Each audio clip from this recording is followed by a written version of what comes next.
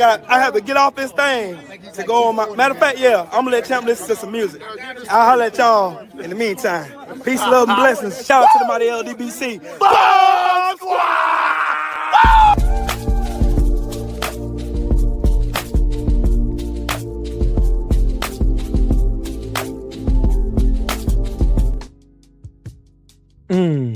Good evening. Shouts out to the mighty LDBC. I am Trill Will LDBC or nothing, and welcome to yet another episode of the Trill from the Ground Up podcast, hosted on today on two different platforms. Number one, I'm trying to get following my brother's advice and going on Rumble, and I'm going on Rumble and I'm trying to do content I'm trying to expand my horizons, if you will. I'm trying to expand my horizons and all this good stuff. Let me put my Rumble in here, cause I understand YouTube they're shadow banning everything. So here's a link to my Rumble page, just in case if you need it. There's a link to my Rumble. I'm gonna start going into diversifying myself and also not limiting myself to just YouTube. If you can do me a favor, go over to Rumble and subscribe to my page there. I'm trying to build what I built here over there, just so we have somewhere alternative to go, just in case YouTube decides, hey, we want to shadow ban you into the realm of nothingness like they always have done. But anyways, shout out once again to the mighty LDBC. That's the Lions Den Boxing Community. For those who don't know, now you do know. I am Trill Will LDBC or nothing, aka Trill Will Talks Politics, right here on good old YouTube. Three things I ask when I go live. Y'all already know what they are. Number one, make sure that you are subscribed to the channel. Make sure you subscribe to the channel. Click that bell icon so you'll be notified whenever I create content on this channel and all that good stuff. And also smash the like button. Smashing that like button, it manipulates the algorithm so that more eyes that need to see my videos can and will see it. And also, and third and most importantly, make sure you donate to the channel. Donating to the channel helps me help you. But anyways, who all do we got here in this good old chatterific? Shall we see? Shall we? Ask Una in the building what's happening with it. Salute to you. Pam in the building. How you doing, Queen? Miss Julie, how are you? Miss Cat, how are you? Miss Fancy, how are you, lady? Brandon, what's up with it, family? How you feel, man? Free my grandma. Salute to you. Christina, how are you? Baby Jay, what's up with it, Queen? How you doing, lady? My brother from another mother, Mr. Shelton, what's happening with it, man? Hey, Shelton, I got a Rumble page now. I done built a Rumble page. Okie dokie. Let's see. Get rid of all of this stuff here. Let me go to YouTube, because there's a video that I want to see. There's a video that I need y'all to see. There's a video. I need y'all to see it. And I need to go to Miss Ashley's page to go and grab it. Let me go and grab her page real quick. There it is. There we go. And matter of fact, yeah. I want y'all to see this too. From Ashley the Baroness. I'm probably gonna get a flag for this, for using her video. And of course, I'm sure she doesn't mind, because I'm spreading her message, because I agree with everything she said in this video. It's 11 minutes long. I'm going to be pausing it here and there to interject my own ideas about this video. But in the meantime, between time,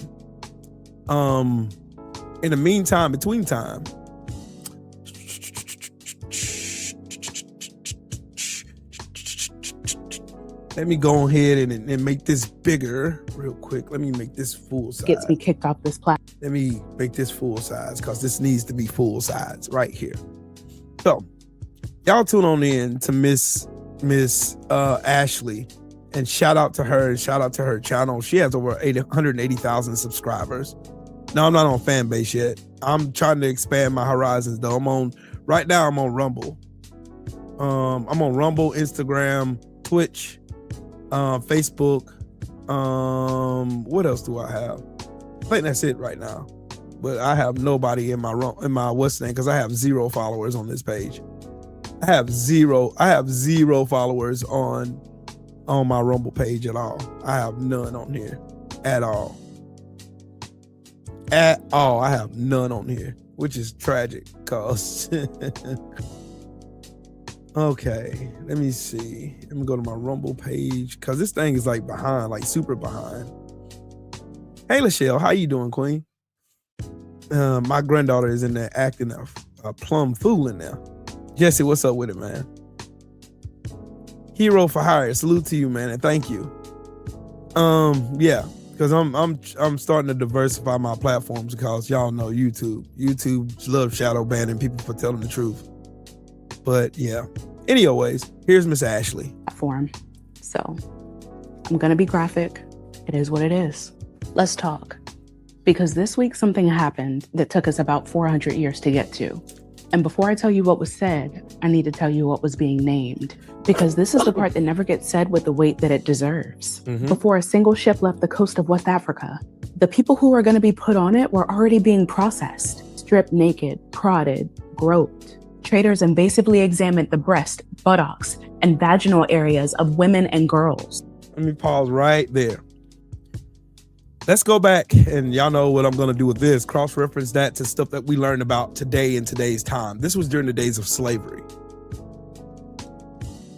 This is during the days of slavery.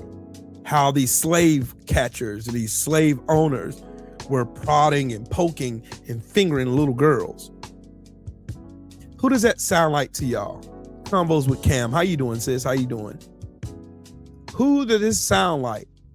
Donald John fucking Trump is who it sounds like. Because in the Epstein files, there is a place in the Epstein files that said that Donald Trump, and I quote, was fingering little girls to test for tightness.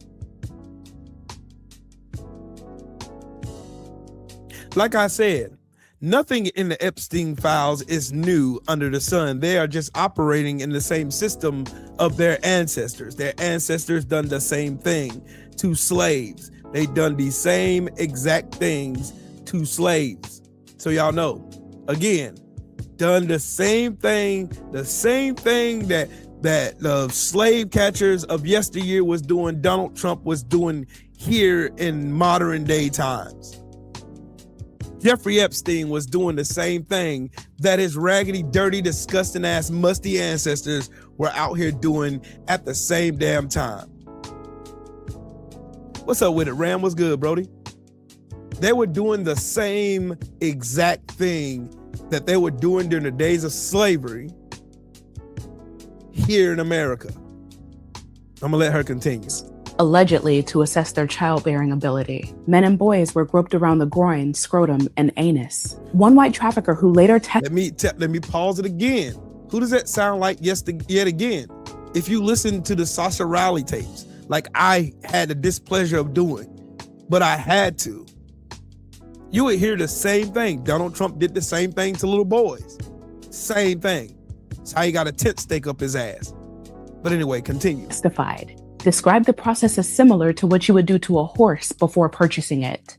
These were human beings, y'all. They were being evaluated the way that you would evaluate livestock. And when the evaluation was done, they were assigned a number, not a name, a number. What does this sound like? It sounds like the school to prison complex to me. How they groom and how they use systems systematically to program and produce little black boys as prison numbers. See, it's history literally repeating itself in real time.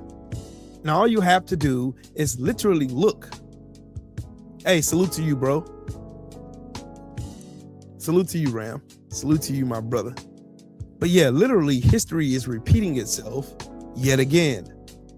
The disgusting people who've been doing disgusting things and lying about it for generations are still doing the same exact thing and telling black people who've seen it, witnessed it, and experienced the trauma from that same disgusting genre of people, those demographic of people who are demonic, satanic, if you will, who still use the name of God to promote their own satanic rituals, grabbing and fondling and molesting little girls and little boys, sending them to systems and transforming their names and their cultures to numbers so that less dignifies who they are as people and make it so that they don't have to lose sleep at night.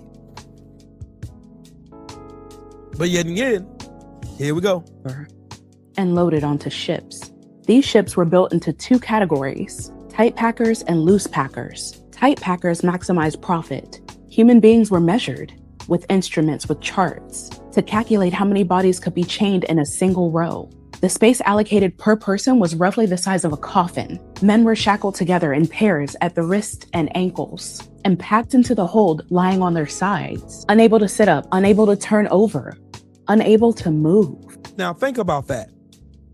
You have grown men and grown women. You have grown men specifically, grown black African men chained to 6x6 sections of a ship, unable to move.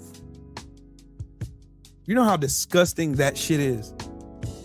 Just listen. The heat in the hold was lethal and suffocating. There was almost no ventilation. The air was so thick with human waste, sweat, and disease that sailors reported being unable to breathe when they opened the hatch. Dysentery tore through entire decks. People vomited on each other. People had diarrhea on each other. People died chained to the person beside them and stayed there, rotting, until someone came to remove the body. Sometimes that took days. Smallpox spread. Measles spread. The living were chained to the dead in spaces the size of coffins, in heat that historians describe as suffocating and unbearable. In the middle of the ocean, women were kept unchained in separate compartments, not as mercy, but because being unchained made them easier to access. Crew members raped them throughout the voyage, not occasionally, routinely. Let me pause that right there again.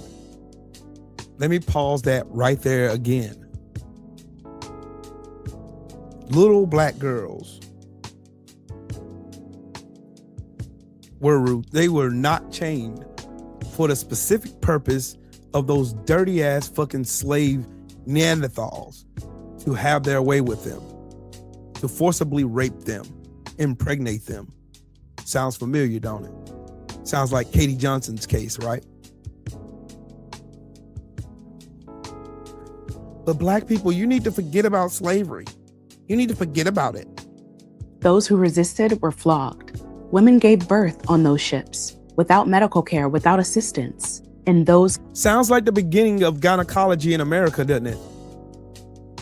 How they experimented on black women's bodies without anesthesia. Tortured those women. Tortured my ancestors. Yeah. Conditions. Most newborns didn't survive. In one documented case, a captain punished a failed rebellion by killing one of the men involved immediately and forcing 2 other enslaved people to eat his heart and liver. But these are the same people who tell black people that we're the most violent, we're the most hypersexual, we're the most demonic, we're the most criminal, we are genetically disposed to criminality, according to people like Big Gums and Little Teeth, Charlie Kirk. We're predisposed to violence, but it doesn't sound like that to me. That sounds like you're talking about yourselves. You're talking about your bullshit ass ancestors. The Messenger, salute to you, family. It's Scorpio the Slim Fella. What's up, Brody? Piff, what's up with it, man? These people claim to say that black people are the savages. We're the savages. We are the savages. Yeah, right. Continue. While the rest watched. This is in the historical record, y'all. It is documented in historical accounts of the Middle Passage. About 15% of the people put on those ships, nearly 2 million human beings died before they reached land. They were thrown overboard, and some were thrown overboard alive. because maritime insurance paid for cargo lost at sea, not cargo that died of illness. Throwing people into the ocean alive was more profitable than letting them die of... See? They've been hustling and scamming the system since forever and a day. They've been doing the same criminality that follows Trump is the same criminality that these demons used to steal money, i.e. throwing slaves overboard into the ocean so that sharks can have their way with them. So much so that in the Middle Passage, the sharks started altering their routes behind slave ships so that they can get a free feast. But yeah. Disease. The most documented case is the Zong Massacre of 1781, in which a British captain threw 132 enslaved people into the ocean alive and filed an insurance claim. The case went to court. The question before the court wasn't whether a crime had been committed, though. The question was whether the insurance policy covered the loss. The ones who survived the crossing arrived at a port and then were processed again. Pause again. Once again, they say, hey, slavery was so long ago, black people. Don't you stop talking about it. Stop talking about slavery. You're upsetting us. You're making us feel bad about being slaves. You're making us feel bad about being white. Yeah, you're making us feel willy bad. Freedom's March, what's up, Brody? You're making us feel willy bad about being savages and disgusting demons. Ooh, you're making us feel bad about it. You're making us feel bad. You're hurting our little feelings. Yeah, but insurance started with black bodies. The first thing to be insured in America is black bodies. Shout out to my brother Freedom's March in the super chat with that 10 piece. He said, salute to my bro. Salute to you, Brody. Let me know if you want a link. Before they were sold, their skin was rubbed with oil to disguise cracking and lesions. Their heads were sometimes shaved to remove gray hairs and bacteria, to make them look younger and healthier than they actually were. They were examined again by buyers, poked, prodded, molested. George Washington, who would become the first president of the United States, specified in writing in 1772 that he preferred enslaved people not exceeding 20 years of age. He was placing an order for human beings, like you would place an order for food. George Washington, the first president of the United States, was placing a DoorDash order for slaves. But these people tell us to forget our history. They tell us that, oh no, it's too far in the past, Will. It's too far in the past, man. Too far in the past. Y'all need to stop. Y'all just keep holding on to the past, Will. Y'all can't never let go of the past. Okay. And the ones who were purchased were put to work. About 80% of enslaved Africans transported across the Middle Passage ended up on sugar plantations in South America and the Caribbean, where the mortality rate was so high that the entire enslaved population had to be continuously replaced through the ongoing slave trade. People worked from before dawn until after dark in gangs, cutting sugarcane in tropical heat, feeding it into mills regularly to fingers, hands, and arms. Life expectancy on a sugar plantation was measured in years. The first machinery to be used were black bodies. And what she didn't say in this, they worked those people till the tendons fell off the bone. Tendons in your arms that hold your muscles together literally was worked so expeditiously. So they worked it so strenuously that they worked the literal tendons off of people's bones.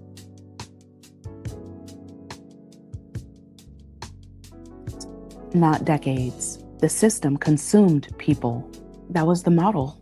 You work them to death and then you buy more. In the United States, enslaved people were raped systematically by the men who owned them, by overseers, by anyone the law permitted. Listen to that part. The law permitted. They made laws making it legal for them to rape, molest, destroy, lynch, eat, hang, burn, shoot, whatever they had to do, because we were considered property. Less than dogs. And when those rapes produced children, those children were born enslaved. The enslaver's blood ran through the veins of the people that he owned. Families were deliberately separated at auction. Children sold away from mothers, husbands sold away from wives, with the specific intention that they would never find each other again. Their languages were criminalized. Their religions were outlawed. Their names were replaced with the names of the men who owned them. Reading and writing were made illegal. The systematic destruction of identity, culture, language, family, and humanity was not incidental to the system. Listen, that would explain why I have an Irish last name and I'm not Irish. So I want people to know. I want y'all to listen to this with the same seriousness that I listened to it. And it almost brought me to tears. But it also enraged me at the same time. But go ahead, I'm gonna let her continue. It was the system. You can't enslave a person that knows who they are. So they made sure people didn't know. This ran for 400 years. The records are a little fuzzy, but between 12 and 14 million people were stolen from Africa. Nearly 2 million died on the crossing. Tens of millions more were born into slavery in the Americas. The wealth generated by their labor built banking systems, the insurance industries, the textile industries, and the national economies of Britain, Spain, France, Portugal, the Netherlands, and the United States. I wanted to pause right there. And this is for the dumbasses that come in my comment sections always, oh, black people want to be victims. They want to be victims, man. They want to be victims. You are still living in a system that profited off of the enslavement, the abuse, the rape, the murder of my ancestors. New York life exists because they enslaved my people. America exists because they enslaved my people. Period. The end of story. You're only rich because you stole bodies to be rich. You didn't earn shit. You stole it, you bitch ass niggas. But anyways. That wealth was inherited, it was compounded. It is still here. When Britain abolished slavery in 1833, the government paid 20 million pounds in compensation. Listen to this. Equivalent to about 2 billion pounds today. That money went to the enslavers. Let me pause it right there. When Britain so-called abolished slavery, they gave reparations to who? To the enslavers, the slave owners, just like they did in the United States. They gave the slave owners $300 a pop for every slave they lost. So they paid essentially reparations to the slave owners here in the United States. But we didn't get a dime.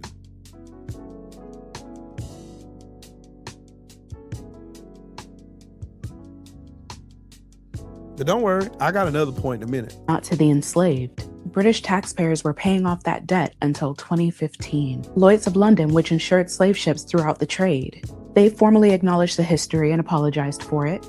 But the wealth didn't disappear. It compounded. The cotton that enslaved people picked in Mississippi in 1850, it built the textile industry that funded the Industrial Revolution. None of that wealth was ever returned. And when it was over, the men who built all of that wrote the history books. They named. You see? That's why it's called his story, because they rewrote history. They rewrote it. They just like the Daughters of the Confederacy, the red shirts in the White League. They rewrote history. They rewrote it.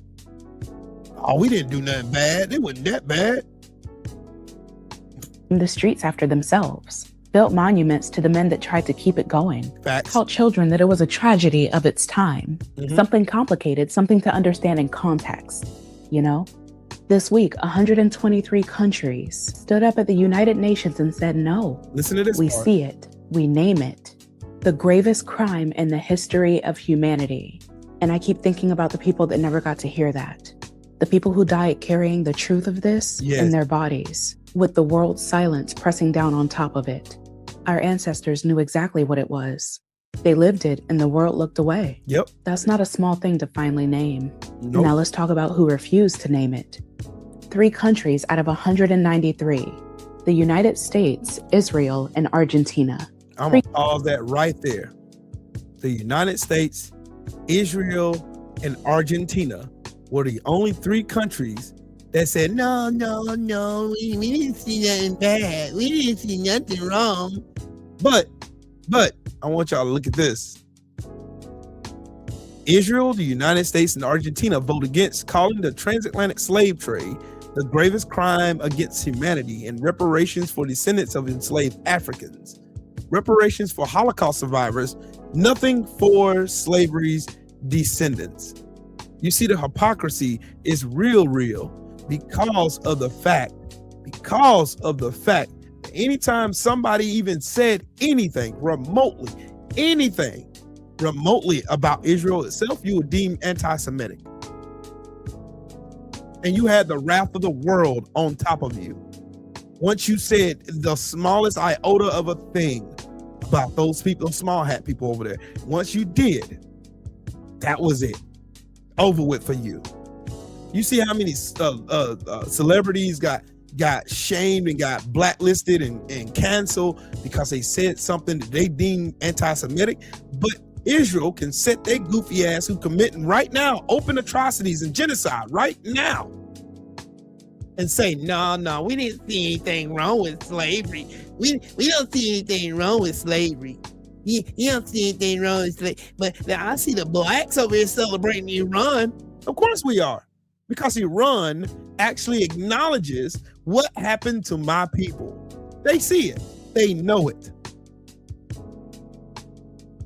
I'm not gonna be on the side of people who looked at me and tell me that you putting black people on a boat 6x6 chained to each other where they defecated and threw up on each other, dysentery and cholera and all kinds of sickness rolling through a fucking condensed fucking place underneath the bow of a boat with no kind of ventilation whatsoever. And you sit here trying to tell me that wasn't a grave enough crime, but we need to look at your history and look at the Holocaust. We need to look at that shit.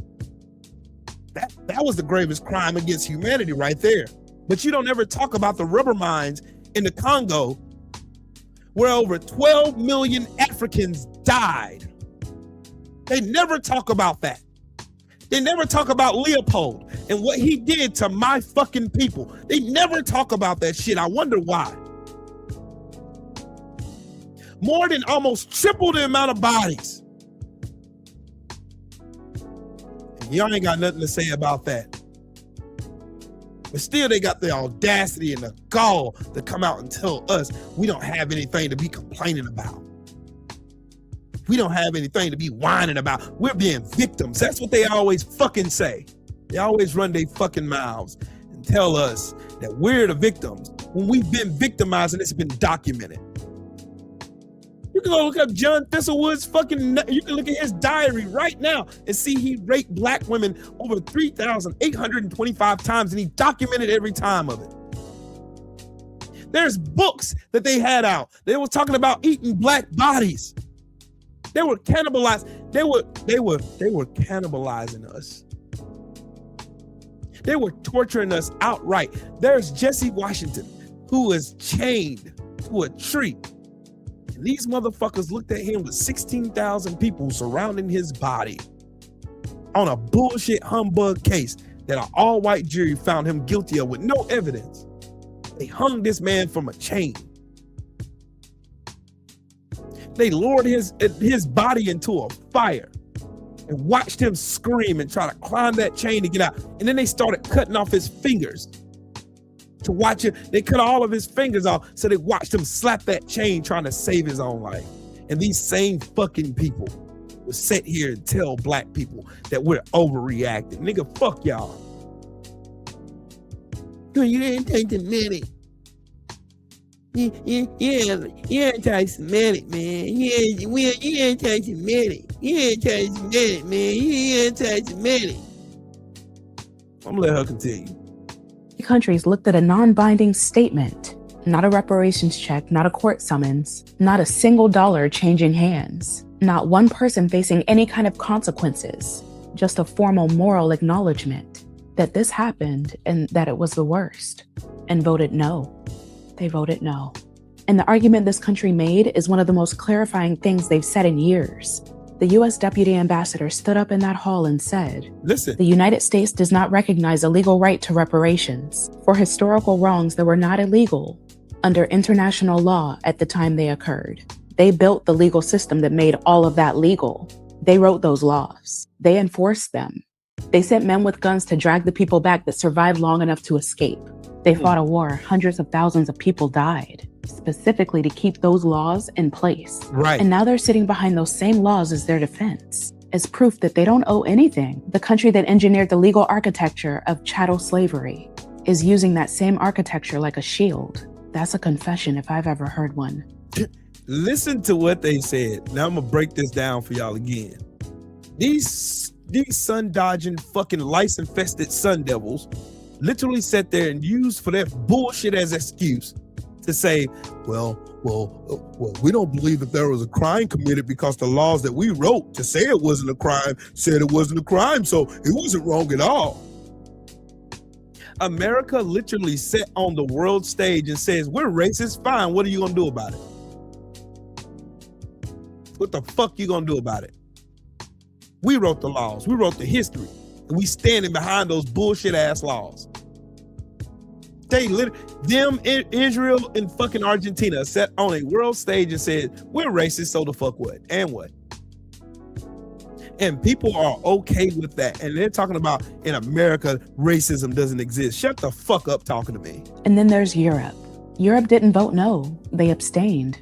And I want you to hear what Europe said in order to explain Listen that. to this shit. The European Union said that they couldn't support the resolution because the word gravest implies a hierarchy amongst atrocity crimes, and no legal hierarchy between crimes exists. The country that designed ships specifically engineered to maximize the number of human bodies that you could pack into a hull, that built the plantation economies that made European aristocratic families wealthy for 10 generations and counting, that colonized an entire continent and drew its borders at a conference in Berlin in 1884, where not a single African person was present, that extracted the... Listen to that.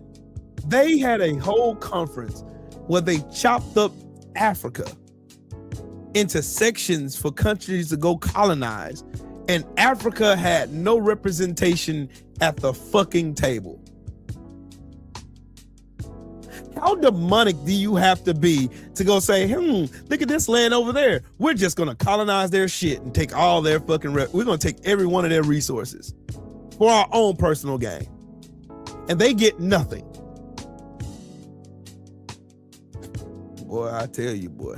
Gold, the diamonds, the rubber, the copper, the people for 100 years.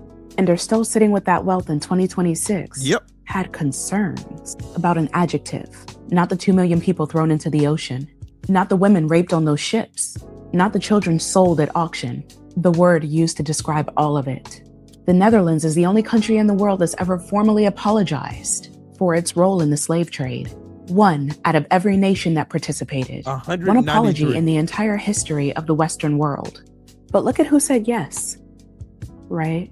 132 countries, the entire African continent, the Caribbean, Latin America, most of Asia, the global South. The people who know from their blood and their bones what it means to be on the receiving end of that power. They didn't hesitate. They didn't debate language. They didn't have concerns about adjectives. They called it what it is without flinching, without qualifying, without apologizing for the clarity of it all. And for the first time in the history of international law, it's on the record. Facts. What happened to African people wasn't complicated. It wasn't a product of its time. It wasn't something we need to understand in context. It was the worst thing human beings have ever done to each other. 123 names on it. So let me be clear about what this week was and what it wasn't. It wasn't justice. It wasn't reparations. Nope. It wasn't accountability. No one's going to prison. No check is being written. No land is being returned. No wealth redistributed. It was 123 countries agreeing on a word, a non-binding word, and even then it was too much for some people. But that word, after 400 years of refusing to say it, is not nothing, because our ancestors carried the truth of this without anyone official ever confirming it. They knew what it was. Right. We have always known what it is. And for generations, we were told we were exaggerating, that we needed to move on, that it was a long time ago, that people asking for acknowledgement were the problem. 3 countries said no, but 123 said yes. And the people who built this world on the bodies of our ancestors, who designed ships to fit more of them in, who rubbed oil on their skin to hide the damage before putting them on the auction block, who bred them like livestock and sold their children and raped their daughters, and then wrote history books calling it complicated, spent 400 years trying to make us forget that we were worth fighting for.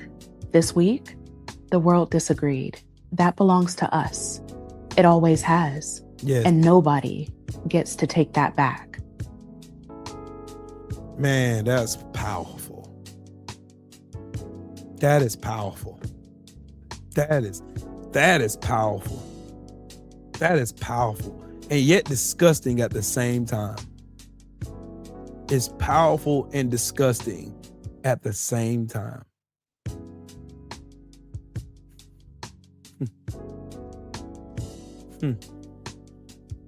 It's powerful and disgusting at the same time. What's up, Kev? They stood on a world stage and said to the world, America did, and I'm going to talk about where we live. America set their stupid asses on the stage and said, well, we don't believe an atrocity has happened because the laws we wrote said there wasn't an atrocity.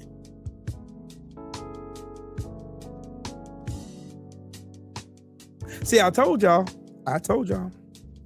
they didn't never teach this shit in school. Most of the shit I learned was because I grew up and started reading books and learning, talking to the elders in my community. They started sharing stories with me. That's how I became aware of all this shit that's been going on and all the shit that they hid from all of us. They hid this shit from all of us.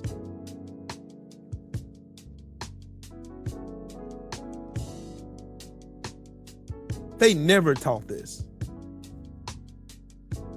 Right, Freedom. A nation of laws.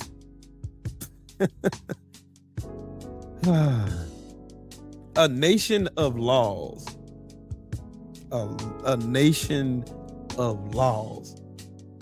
That's the irony.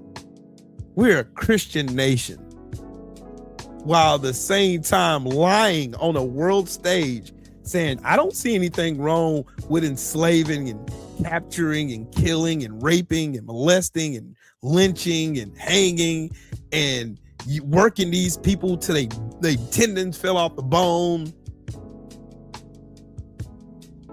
Nah, you good, Freedom's March. Just let me know when. I'll send you the link. These same people, quite literally, would sit up here and look you in your face as a black person in America and tell you that you don't have anything to be crying about. Now.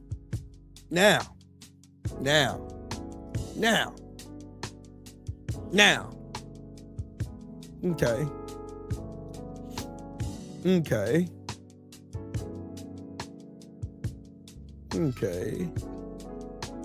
Let's see.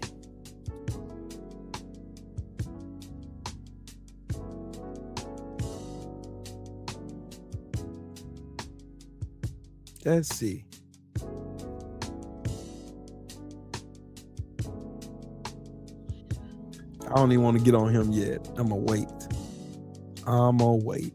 Let me go to.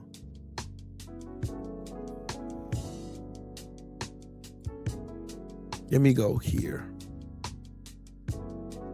Let me go here.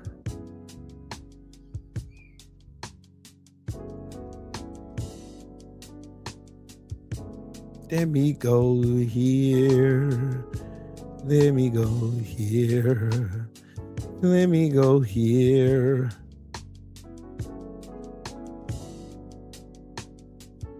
Let me go here. Let me go here. Let me find it. Let me find it.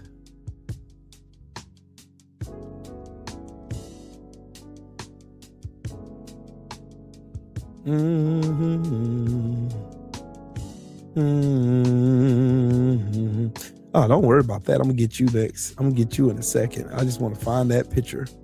That is what I want right there.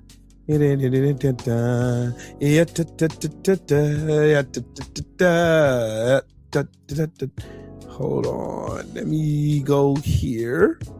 Boom. Let's go here. Make this bigger.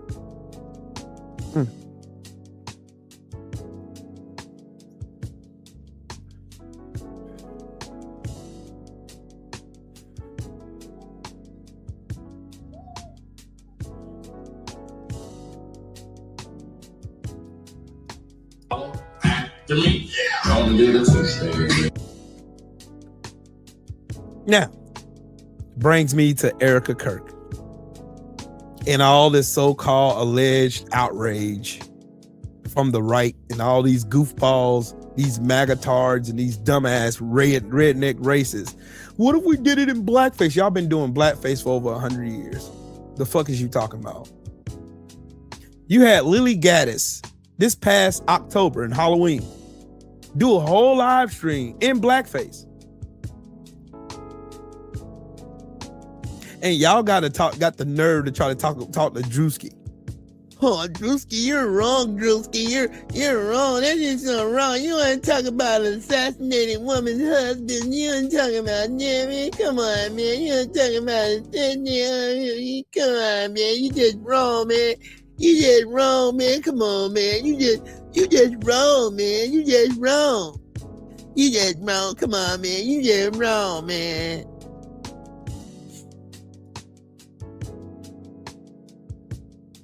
Sending Drewski a cease and desist. He didn't never name, Hit Dogs Hollering is a real renowned statement, right? This man never even mentioned her name at all, but everybody knew exactly who he was talking about because of the bullshit she been doing since. Well, I got a question for you. I got a question for the racists, the goofballs out here. I got a question. How y'all madder at Drewski than you are at the sitting pedophile in the White House? I want to know that one. A matter of fact, where my little bangs out there? Where's it at? How y'all more mad at Drewski than y'all are at the pedophile sitting at the White House in the files over 1 million times? How y'all more mad at Drewski than y'all are at Donald Trump stealing billions of dollars from American taxpayers? Damn. Why and how are y'all more mad at Drewski than you are at the Republicans not doing a damn thing to defend you and you pay them to defend you? How in the blue fuck are you more mad at Drewski, who is a comedy content creator, than you are at Donald Trump's son-in-law getting billions and billions of dollars from the Middle East while promoting a fucking war? While they're over there stealing more fucking money from those people. Why and how are you more mad at Drewski than you are at Donald Trump running America into bankruptcy? We're insolvent. We ain't got no fucking money to pay our bills. We ain't got shit. Not a motherfucking thing. How are you more mad at Drewski than you are at the motherfucking pedophile in the White House that ran your gas prices up sky high? How are you more mad at Drewski than you are at that raggedy ass racist piece of shit in the White House that's a pedophile, by the way, than you are at the grocery prices that you have to go and gather up chains, sell cans, and all kinds of shit? You got to open up your own OnlyFans page in order for you to afford fucking groceries. These motherfuckers out here are fucking retarded. I'm telling you, racism is expensive as fuck. Look. Just peep this. Lyndon B. Johnson coined a phrase that he said, and he was a racist piece of shit too, just so y'all know. He was a racist piece of shit. He said, if you can convince the poorest white man that he is better than the best black man, he won't even know that you're even picking his pockets. Hell, give him somebody to look down on, and he'll empty his pockets for you. And we have one right in the chat that got in his feelings already. Look at him. The Brunson, you fucking lice-infected, diphtheria-ridden piece of shit, knuckle-dragging Neanderthal troglodyte. Your mama fucked your brother. You are a piece of shit. How is it possible? Let me continue on my rant, please, while we're trying to be interrupted by the fucking MAGA trolls now. I see they coming. But how is Erica Kirk willing to forgive the shooter of her white-ass husband by a white-ass man at a white-ass school in white-ass Orem, Utah, at a white-ass university in front of white-ass people? How can she forgive them? I forgive them, Father, forgive them, for they know not what they're doing. With those fake-ass tears. Oh, I'm crying. I'm crying right now. I weep. for my husband. Damn. Where is he, my husband? Damn. He's dead. Damn. But you were so hugged up with JD Vance on stage. Damn. How are you not more mad at the fact that everything got worse under Donald Trump than any other president in your lifetime? How are you more mad at Drewski than you are at Donald Trump, who lied to you raggedy motherfuckers straight to your face and then told y'all was stupid? How can you be more mad at Drewski than the pedophile in chief in the White House that literally said in a press conference this week, and I quote, "I like hanging around losers. Losers make me feel good." So what does that say about you? You're a bunch of fucking losers, like I've been telling you. You're a bunch of fucking losers, like I've been telling you. You're a bunch of fucking losers, like I've been telling you. Y'all are losers. Donald Trump says you're losers. Donald Trump says you're fucking uneducated too. So that would concrete the fact that I call you fucking window licking fucking retards. That is absolutely facts. Just like Greg Watkins is mad as fuck right now because I'm calling him what his president told him what he was. He said you were a fucking idiot. He said you were fucking stupid and you can't fucking read. It's obvious you can't fucking read because you can't even read the fucking room right now because your stupid ass right here can't wash your dumb ass, cross-eyed ass into this chat thinking you're going to get some sanctity here.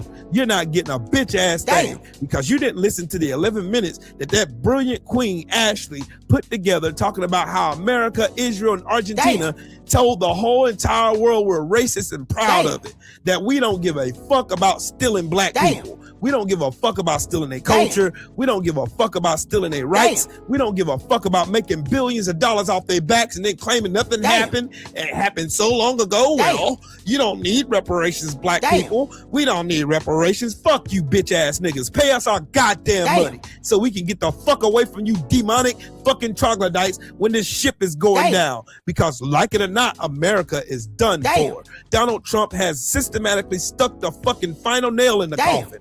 America is done, ladies and gentlemen. Donald Trump killed it. The American dream is a nightmare. Donald Trump did that. You guys don't give a fuck about truth. You don't care about facts. You never gave a fuck about facts. You know the why? You don't, because you're fucking racist. You consider a social construct more important than your own livelihood. And think about it. All the debt Donald Trump is running up right now, guess who's going to be responsible for paying for that said debt? Your grandkids, your great-grandkids, your great-great-grandkids, your great-great-great-grandkids. Your dumb bum ass ain't even going to be alive to even see it. Because Donald Trump is going to run this country like he ran one of his bullshit ass businesses straight into the goddamn ground. And they ain't a bitch ass thing your stupid ass or any of your retarded ass family members is going to be able to do about it, because you've done nothing but suck up to this dumbass pedophile since he's been in office. I thought y'all said America was back. We're back to being broke. We're back to being in 1930. We're back during the Great Depression. We're back to having nothing. We're back to being insolvent. We're back to being fucking stupid. You're back to being dumbasses. And guess what, white America that's racist and think black people ain't shit? I got a epiphany for your stupid ass. Guess what? When you die and you go to this so-called heaven, heaven is the biggest DEI platform in the galaxy. Don't worry about it. I'm not playing. I'm dead serious. You think it's a game? Get fired on these bitches one time. Damn. And guess what? I'm gonna say that for you, put it one time in the back. For all you racist motherfuckers who go in church and lie to God every day. You think that that God has got some white heaven set aside strictly for just white people. God, look at John 3:16. John 3:16 said that for God so loved the world that he gave his only begotten son, that whosoever believeth in him shall not perish, shall have everlasting life. It did not say in John 3:16, God so loved white people that he gave his only begotten son, that so white people who believe in him shall not perish but have everlasting life.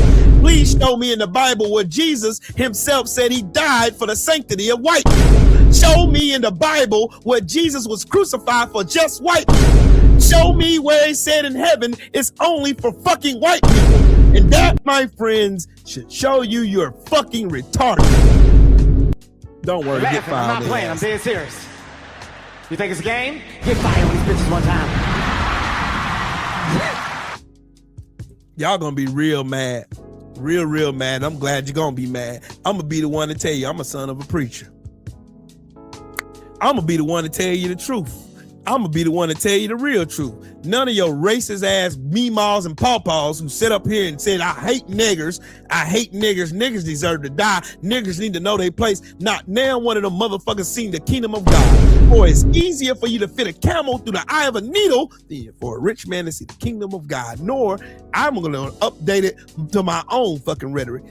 That is easier for you to fit a camel through an eye of a needle than a racist to see the kingdom of God. Well, how can you love God and hate your brother who you can see? How can you love God who you haven't seen, but you hate your brother who you can? You fuckers are going to hell, full stop, flat. Y'all gonna be the first ones lighting hell up right now. Just like your fucking friend, Charlie Kirk, who y'all set up and try to memorialize like he's some saint. He was nothing but a white supremacist who was failure in his whole entire life, who never accomplished anything but telling you stupid ass troglodytes that it's okay to be white.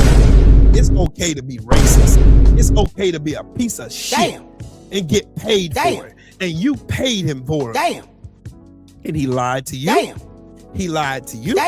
He lied to you. And he lied to all of y'all. And you stupid fuck still believe that Charlie Kirk was a good person. When this piece of shit said that George Floyd was a terrible person and George Floyd had nothing to do with him. George Floyd has never committed a crime against Charlie Kirk. He's never committed a crime against Erica Kirk. He never committed a crime against your stupid hating ass. But y'all find room to always bring George Floyd's name up in some fucking bullshit conversations when he has nothing to do with it.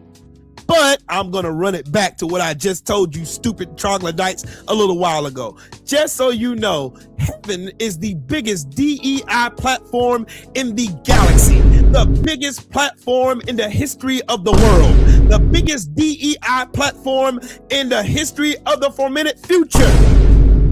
There is gonna be black people in heaven, ladies and gentlemen, and you can't do nothing about it. Your racism can't stop it. Your bigotry can't stop it. Your ignorance can't stop it. Your stupidity can't stop it. Your hatred for black people can't stop it. You saying nigger can't stop it. You saying niggers don't need to know their place can't stop it. Guess what? Your stupid ass, dumbass, pedophilic president can't stop it either. Guess what? Seek ye first the kingdom of God, and all things shall be added unto it. But y'all ain't been seeking God. Y'all been seeking your own false demagogues on this planet. See Donald Trump. Donald Trump told you stupid fucks on day one he was gonna lower your gas prices. He told you on the first day in office he was gonna end all the wars. Donald Trump has been campaigning for over a year now for him to get a Nobel Peace Prize for being the most peaceful president of our lifetimes. But guess what? This motherfucker done bombed more countries than Obama did in both his terms. But y'all stupid asses don't even know that, do you? No, you don't, because you're too fucking stupid to look at facts. Y'all listen to fucking rhetoric from Tim Pool's getting paid by Russians before you listen to people who show you receipts. These motherfuckers don't show you an ounce of receipts. I show you multitudes of them. You still don't believe me, but you'll listen to that white man, though, won't you? You'll listen to that white man come and lie to your dumb ass, and he'll ask for a super chat every 5 fucking seconds. You stupid fucks will get on this internet and you dumbasses will pay them every time while simultaneously trying to save up change to pay your goddamn light bill. But guess what? Racism ain't gonna save your bitch ass. And I'm gonna sit here, I'm gonna laugh at every single fucking one of you. Just like Israel's getting its comeuppance right now, guess what? America's coming too. Don't worry, you're gonna watch it too. I told y'all months ago, I told y'all damn near over a year ago that the revolution will be televised, and I, as a black man, and you as a black woman, or you as a black man, will not have to lift one single solitary finger. And guess what? We weren't at the No Kings protest this weekend because we know better. We're not going out there to fight your fucking war. Guess where we came to protest? We came to protest November 4th of 2024 to tell this piece of shit racist he can go back to the pits of hell from whence he came. But guess what y'all did? Y'all said, nah, we're going to try to felon one more time because it's better than betting on this black nigger. This nigger right here, she doesn't know anything. We're going to bet on this white man who's got felonies. We're going to bet on this white man that's a pedophile. We're gonna bet on this white man that got all these bankruptcies falling on his stupid ass. We're gonna bet on this white man that failed us the first time during the pandemic. We're gonna bet on him that disrupted the supply chains that we had to be standing out loud for hours on end just to get toilet paper. You fucking dumbass idiots. Your racism is too expensive for you to afford any longer. And guess what? Your comeuppance is coming. It is on the way. You see it right now. And guess who the tool of ramification is? Persia.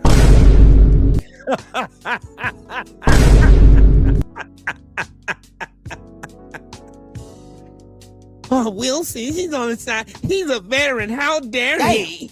How dare he sit up and apply Iran? How dare he? I'm telling the truth for what I see it.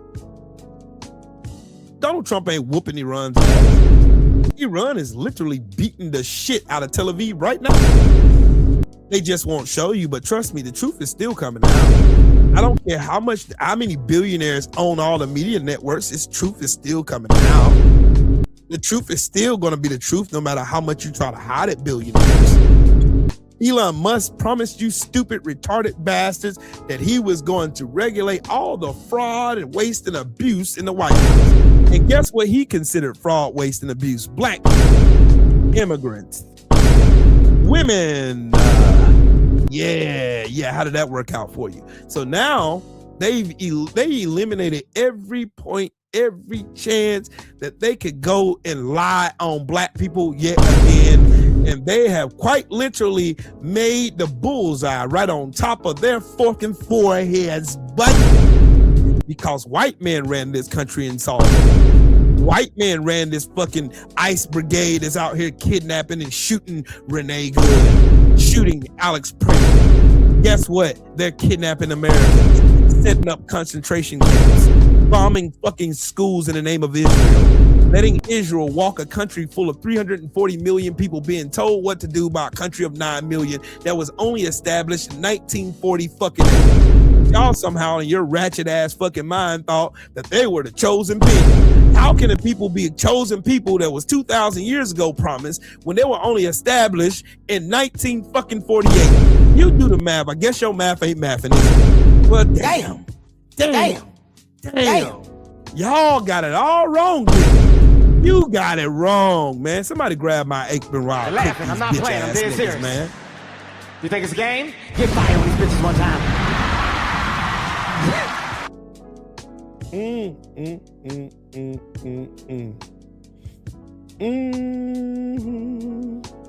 Y'all gonna learn today.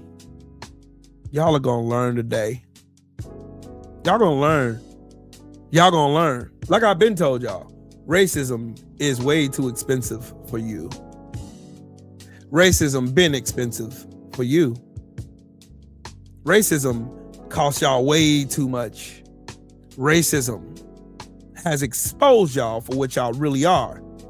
See, you thought you sit on a stage, a world stage, where they held a vote and they said that slavery, the transatlantic slave trade, the owning of black bodies, the denigration of black bodies was one of the greatest atrocities known to man.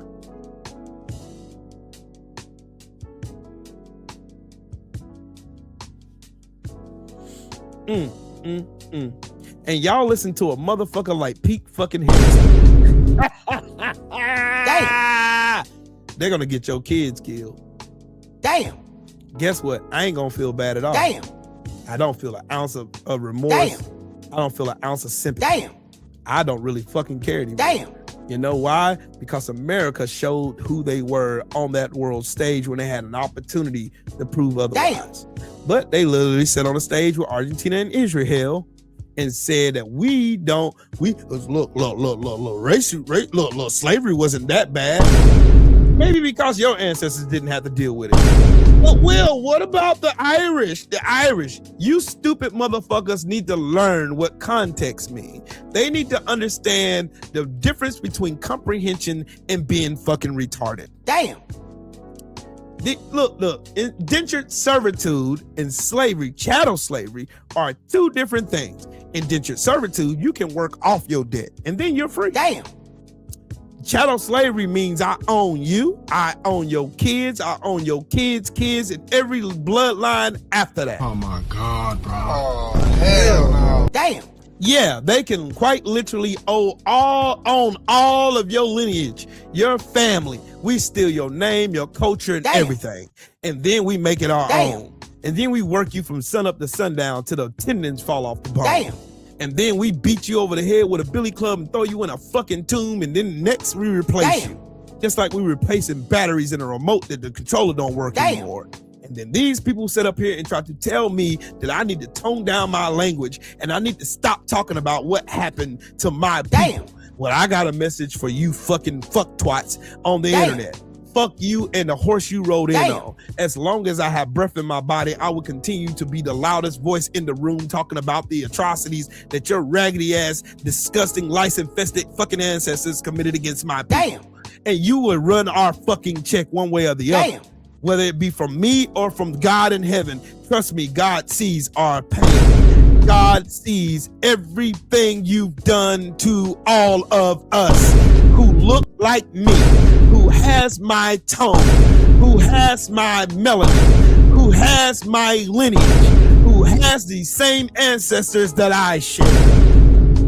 You're gonna give us what we deserve, or America falls. And it's going to. I don't care how much posturing y'all do now. The world sees y'all for what y'all are, a bunch of racist troglodytes. That's why the world don't trust your stupid ass no more. That's why you're the laughing stock of the world. That's why no country in the world will fuck with the United States as long as you fucking racist hillbillies control it. I tell you what, you know how we can fix America? And y'all gonna be surprised. It's going to require some black women to do it. Y'all see how it turns around.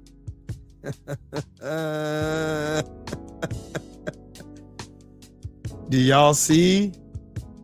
The only way you're going to fix America is you better put a black woman in power.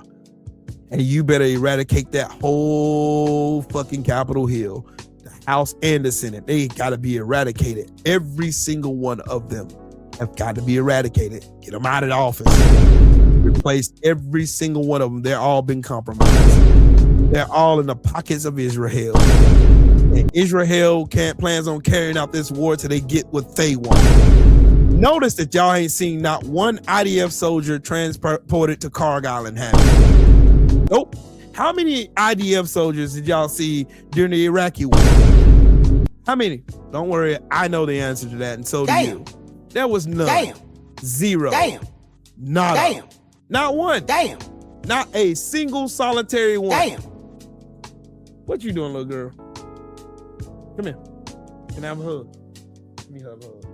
Give me a hug with your bean head. Come here, Haley. Come here. I'll give you a snack. I'm gonna take your snack from you.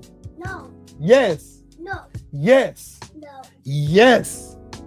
No. Yes. No. You little treasure troll.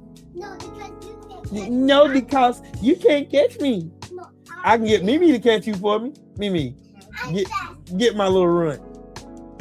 Ah, got her. Got her.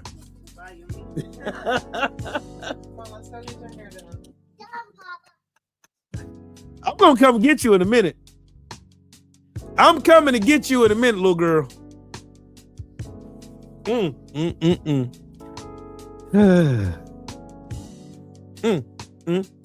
My God today. My God today. What my likes looking like today? I want to do y'all love me. Hit the like button. Donate to the channel. It can't be just Freedom's March the only one that loved me today. That's some crazy work. Free my grandma. He loved me too. Salute to my brother, man. The truth shall set us free. Powerful content. Salute to you, Brody. You love me too. You respect my work. I had all night to think about this one. When I seen her video last night, and trust me, I lost some sleep over it. Because of the fact. Because of the fact. Because of the simple fact that most people, this dude said, Dang, I thought you was Tommy Sotomayor. I'm not a fucking coon, bitch ass nigga. How about that one? Yep, Benny Loco. She getting her hair done right now. She gonna probably be sleeping in a minute. I gotta figure out what I'm gonna cook today. Jesse Farmer loves me too. Say, you know I love you, brother. I know. It's good to see it sometime though. It's great to see it. This shit's hard. This shit don't operate on free. Just so y'all know, this shit does not operate on free. It does not. This does not operate on free. These lights, they cost money. This equipment, it costs money. Yeah, I'm a panhandler too. These niggas be doing it. Fuck them. Show them. Fuck them. Hell, they be doing it. The hell? The fuck? The fuck? Luther, what's up, bro? Man, these people be doing it all the time. Hell, why the fuck can I not do it? Shit. Why? Tell me why. I really want to know why. Hell, I used to feel bad about it. No, I don't. I really don't. Nah, y'all paying for my intellectual knowledge. You're paying for my, what does my brother Champside says? You're paying for my intellectual property right now. Damn it. Shit. Hell yeah. Show some love to the damn channel. God damn it. My brother Mansa Musa in the super chat. Good night. Yes, indeed. God dang me. Shit. Yeah. Yeah. Sometimes you got some, hey, closed mouths don't get fed, right, Sheldon? Shit. If I don't ask, I don't get received. Shit, me. Closed mouths does not get fed, homie. Hell, we all live in the same economy. I ain't rich by no means. I ain't gonna pretend like I am either. I ain't broke either though, but you know what I'm saying. My brother Detroit, he said, just paying my tuition. Salute to you, good brother. Hey, Detroit, we gotta do another panel together too, bro. We definitely gotta do another panel together. Most definitely gotta do another. We definitely gotta do another panel together, bro. Most definitely got to do one. Got to do one. Got to. That's a definite, homie. That is a definite. I'm making my business to do it. You know why? Because I value your knowledge, good brother. I do. I value your knowledge. I value your knowledge. I value your knowledge. And everybody can contribute something here. Shit. It ain't just me. It's not just me. It's not just me. Everybody else has something to offer the conversation. Everybody does. We all have a alternative to offering something to this conversation. It ain't just me. I gotta text my son too. I'm glad I thought about it. I gotta text my son today too. Cause, you know,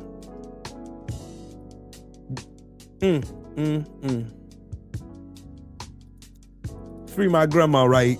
Again, had a low money on the cash out for this one. Salute, bro. Salute, my brother. Salute. I literally watched Ashley's video in tears. I ain't even gonna lie to you. I will quite literally watch her video in tears. In tears. The people who did the most demonic shit to us literally sat on the world stage and said, well, I don't see anything illegal with what we did. The law specified that we could own slaves. Oh, I seen that. I seen the pictures. Man. Shout out to you and her, man. Y'all have fun. And that's what it's all about. We built a whole network over here with the suffragettes, with more content creators than bro, like this is the most beautiful thing I've ever seen. A whole sloth of different people with different backgrounds, different nationalities and creeds and cultures all come together under one roof, and we all share. You know what I mean? We all share, bro. And that's what and look, when you understand that, you understand what the premise of the LDBC is. You understand, we build a community over here. You wouldn't have never heard of me. You never would have heard.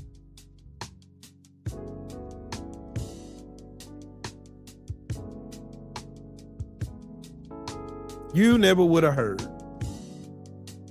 Not one word.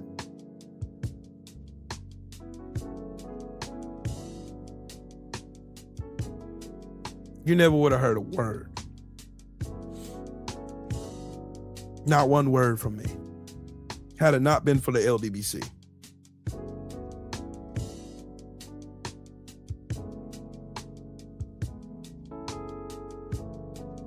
Shout out to my brother Luther in the Cash App, man.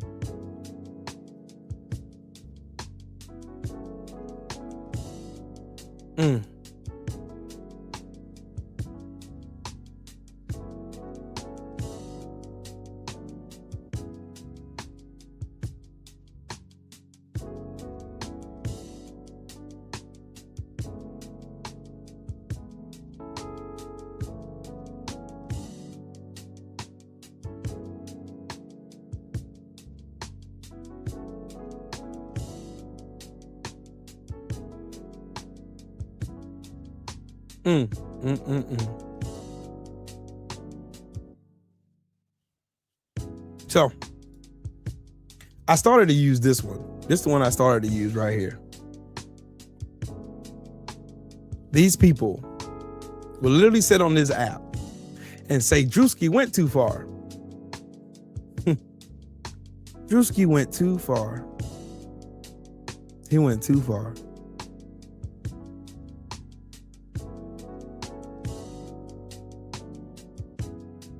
Drewski did not even have to name Erica Kirk, and the world knew who he was talking about. And everything he said, one thing they can't say is that he lied.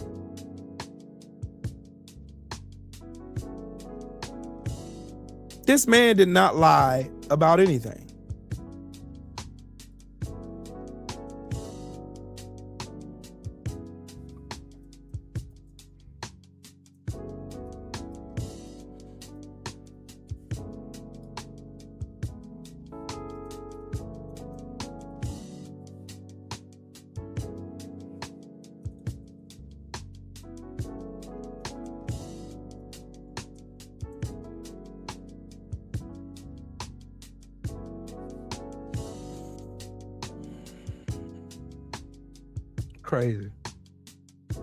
Crazy work.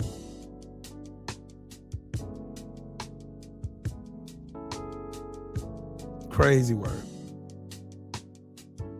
I just seen so much, and the more I see, the more I can compartmentalize and put together things and say things, because y'all still got to remember something. They still had the CPAC thing they had this weekend. They still had that. They had that.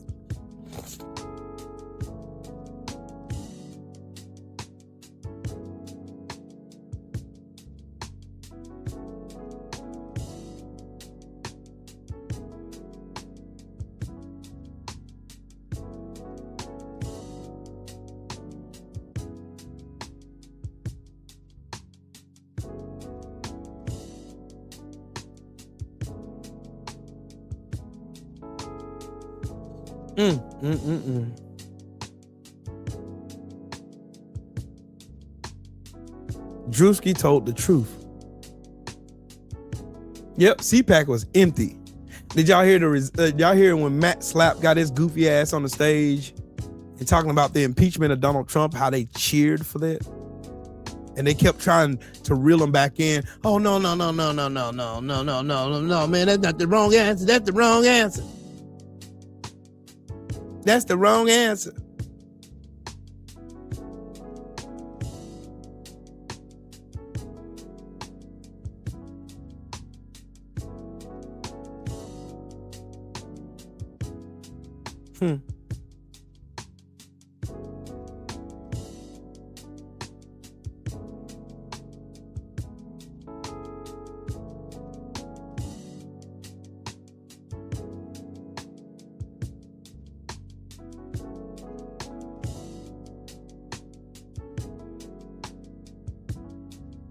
Where's Erica Kirk's kids?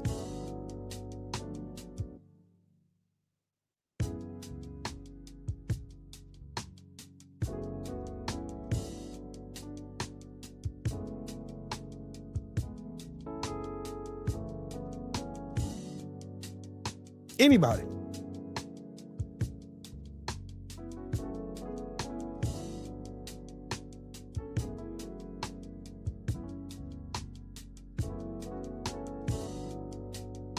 Did anybody talk about that weird ass video that Erica Kirk did? She's at the coughing of Charlie Kirk. I love you. I love you. I love you. I love you. I love you.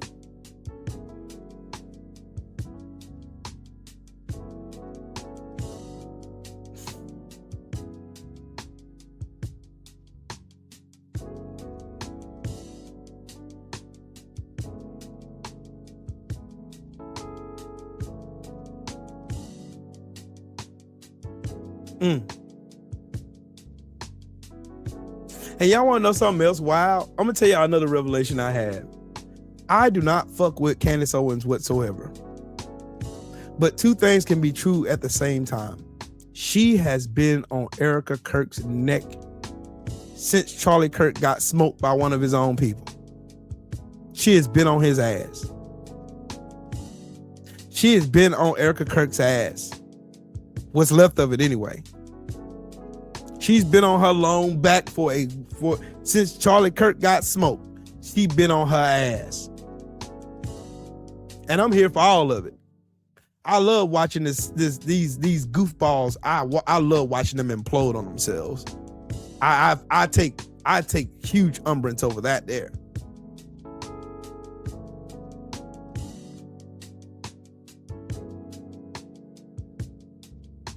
Mm-hmm.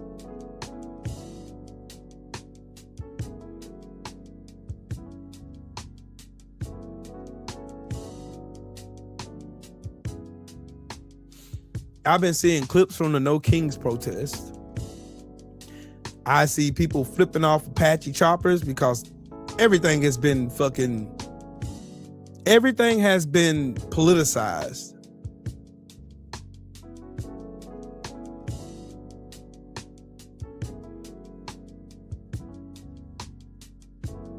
Everything has been politicized. Now, black people still ain't coming out. We ain't coming out. Nope. Show the fuck ain't. We know better.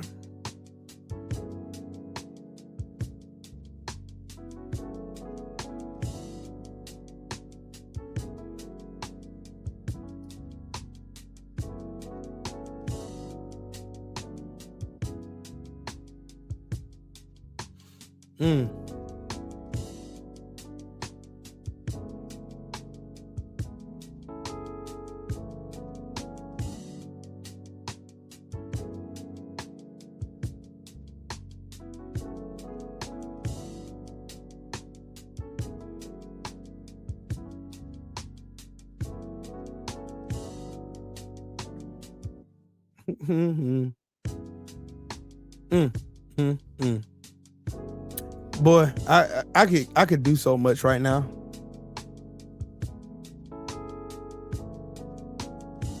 I could do so much. Because I seen a police interrogation of Bibi Netanyahu admitting that he was funding Hamas. They ain't gonna say nothing about that, is they? Are they? They're not gonna say anything about that, are they? They're not. You know why they're not gonna say nothing about it? Because it destroys the whole narrative, the whole play. Then you're an anti-Semite. For simply quoting what he said. Netanyahu funded Hamas $35 million a month via Qatar, using U.S. tax dollars. You know the billions of dollars that we give them every year? He took money from us to pay Hamas, and then for them to turn that into a war so he stays in power.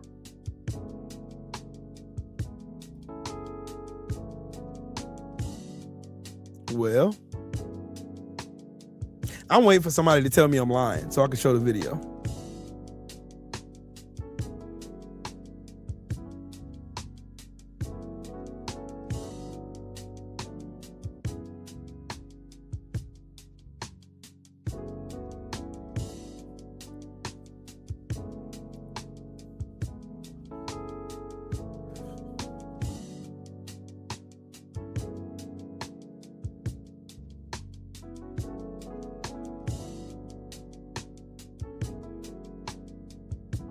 Don't get distracted by this war.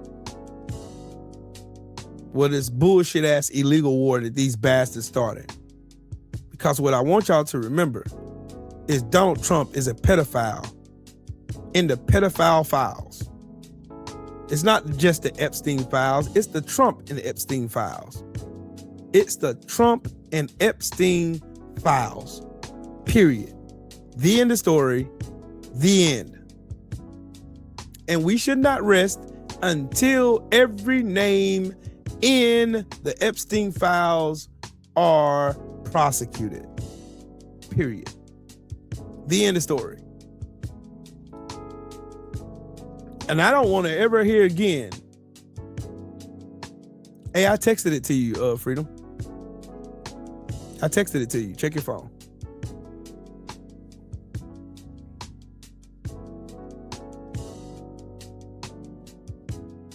Oh, you said from you use from your phone. Act stupid. Hold on. I'll post it for you. Here you go. There you go. There you go, Freedom. I just seen your text. My bad, bro.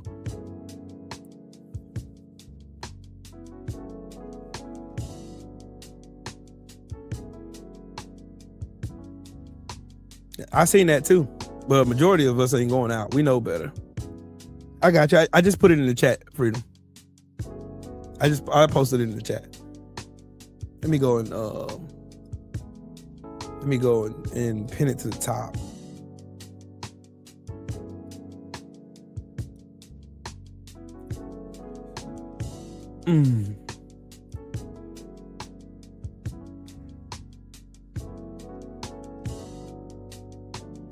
Let me pin this one to the top too. And there you go. So I'm streaming from Rumble, and I just started a Rumble account too. So y'all know. I started a Rumble account. And there ain't nobody over there. Like, this is the first time I ever did a live stream over there. Hey, Diane. Hey, what's up, LaWanda? How you doing? If I ain't shout you out yet.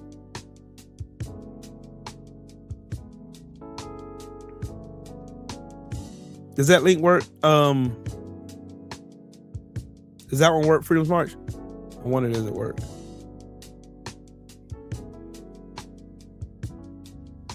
Unless you want me to email it to you, I can do that too.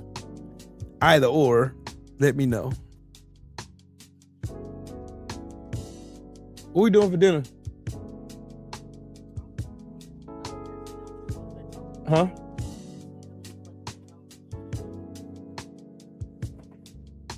Yeah, I just joined it too, Boss Red. I follow BFTV and Drew on there, and I know there's some more. Of us over there. I got to get used to it too, because I haven't used Rumble. I haven't used Rumble at all. And I'm gonna start hosting live streams there too. I'm gonna start hosting live streams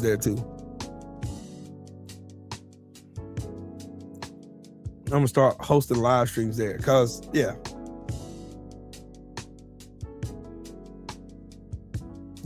why wouldn't I? So I gotta get used to it too.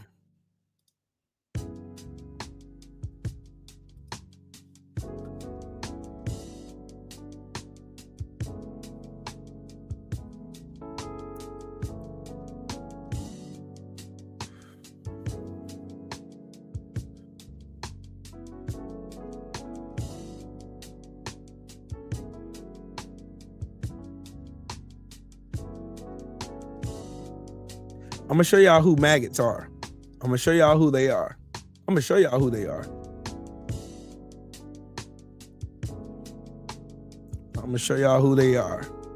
What's up, Freedom? What's good, Brody? What's cracking, man? You hear me? I can't call it, man. If I could, I'd let you have all of it, bro. That's what's up. Yeah, just FYI, man, for some reason, when you post a link, you can't click on it in the vertical stream that you got. Really? You had to go to the other one.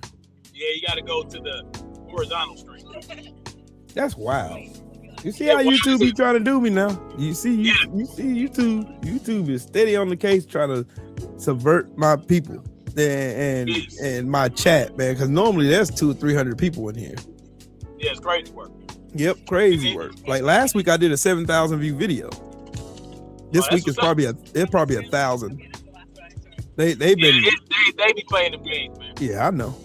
I know. I was averaging what 100 to 150 subscribers every time I went live. Yep. Well, I know the game. Like StreamYard. Yeah.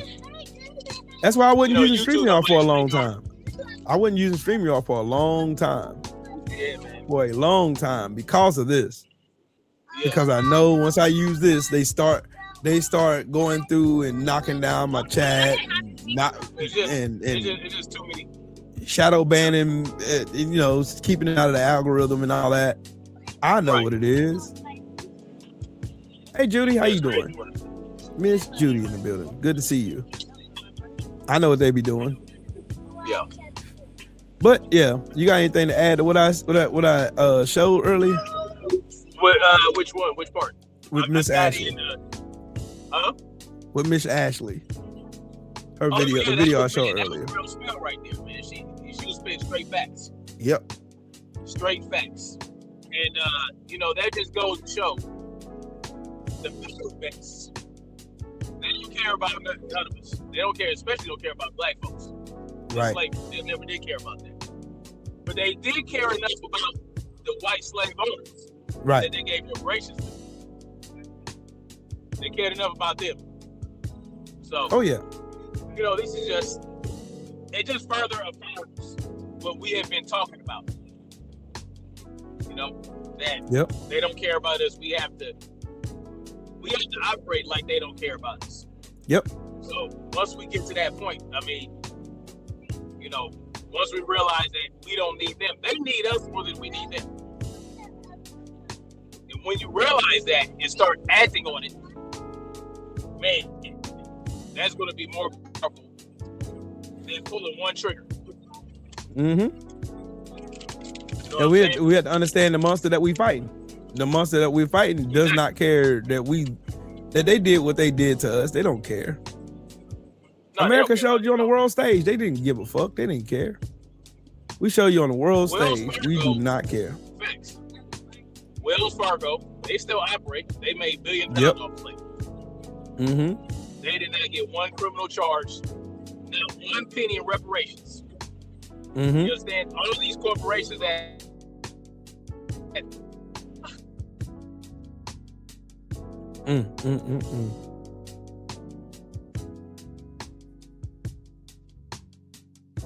We need our reparations today. Today. Run us our money. Yes, sir. Yeah, Benny Loco, you're absolutely right. YouTube is owned and operated by right-wing billionaires. Shadow banning is no surprise. That's the reason why we're all in the void. We're in the void. Salute to Benny Loco. Mm-hmm. Salute to everybody in the chat, by the way. Yeah, salute to all y'all, man. Everybody just joining and all that good fun stuff.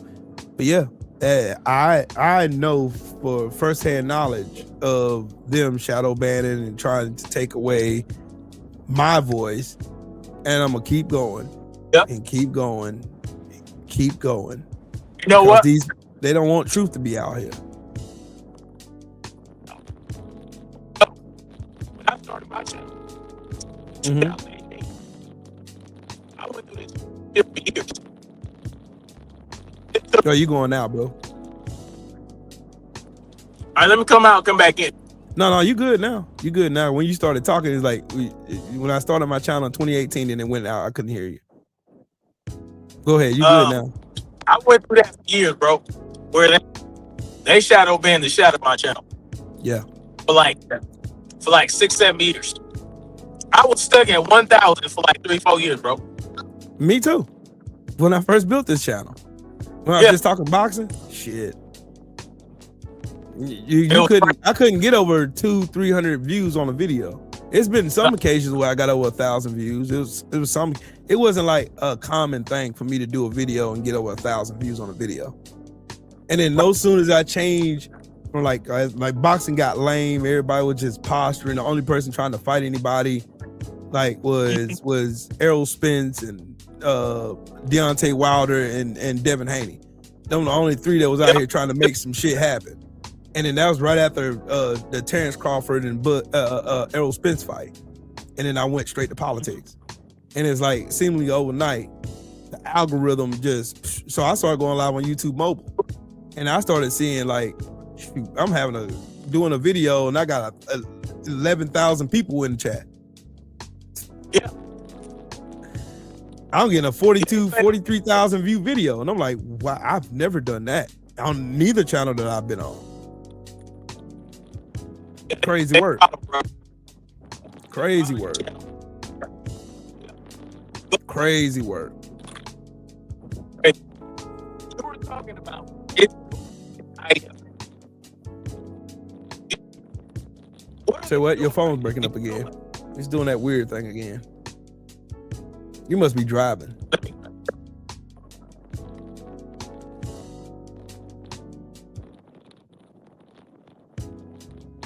Yeah, you must be driving, bro. Your shit just went out again.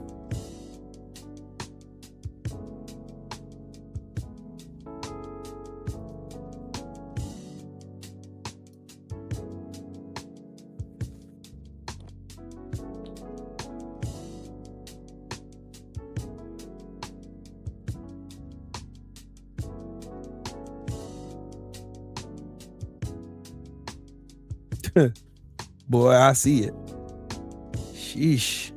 Disgusting.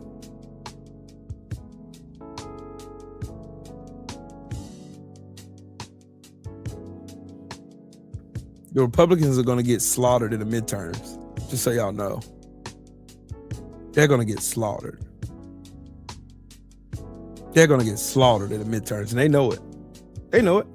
Y'all don't think the Republicans know they're going to get beat the fuck up in the midterms? It's going to happen. It's bound to happen. There you go.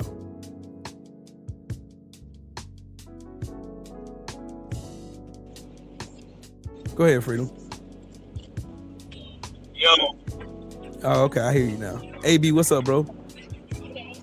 Oh, wow, bro. Disgusting behavior. Disgusting behavior, bro. What the hell, bro? Like, it does the same thing to mine when I use my phone and go, like, say if I go on your live and you doing a panel and I get on there and then suddenly all of a sudden I can't hear you talking.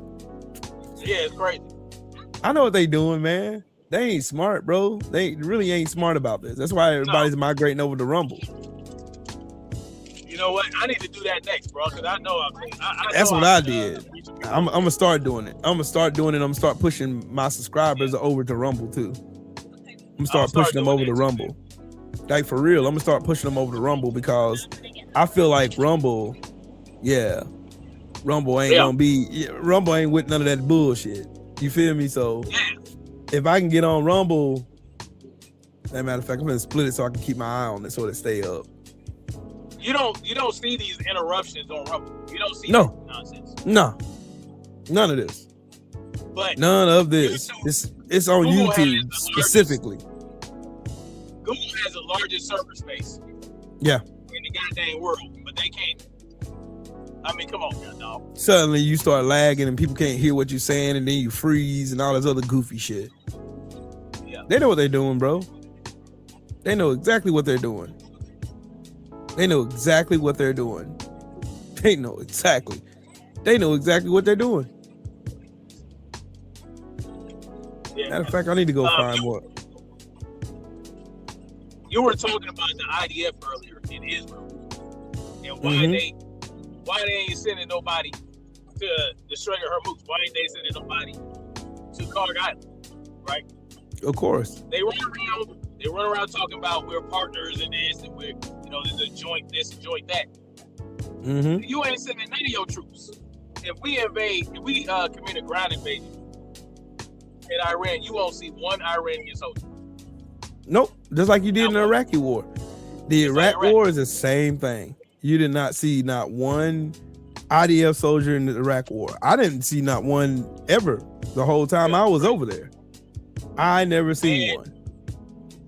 What they're doing right now, they're fighting this 8-front war around Israel. That's what they're doing. Joe, if you don't take that damn name off your damn shit. They over there terrorizing Lebanon. You know what I'm saying? Yep. They're, they're busy burning children with cigarettes. That's what they're doing. They got too much. They got too much murdering and torturing of children to worry about. Right. You know what I'm saying? You are absolutely correct. You ain't lying about that. That is not a lie.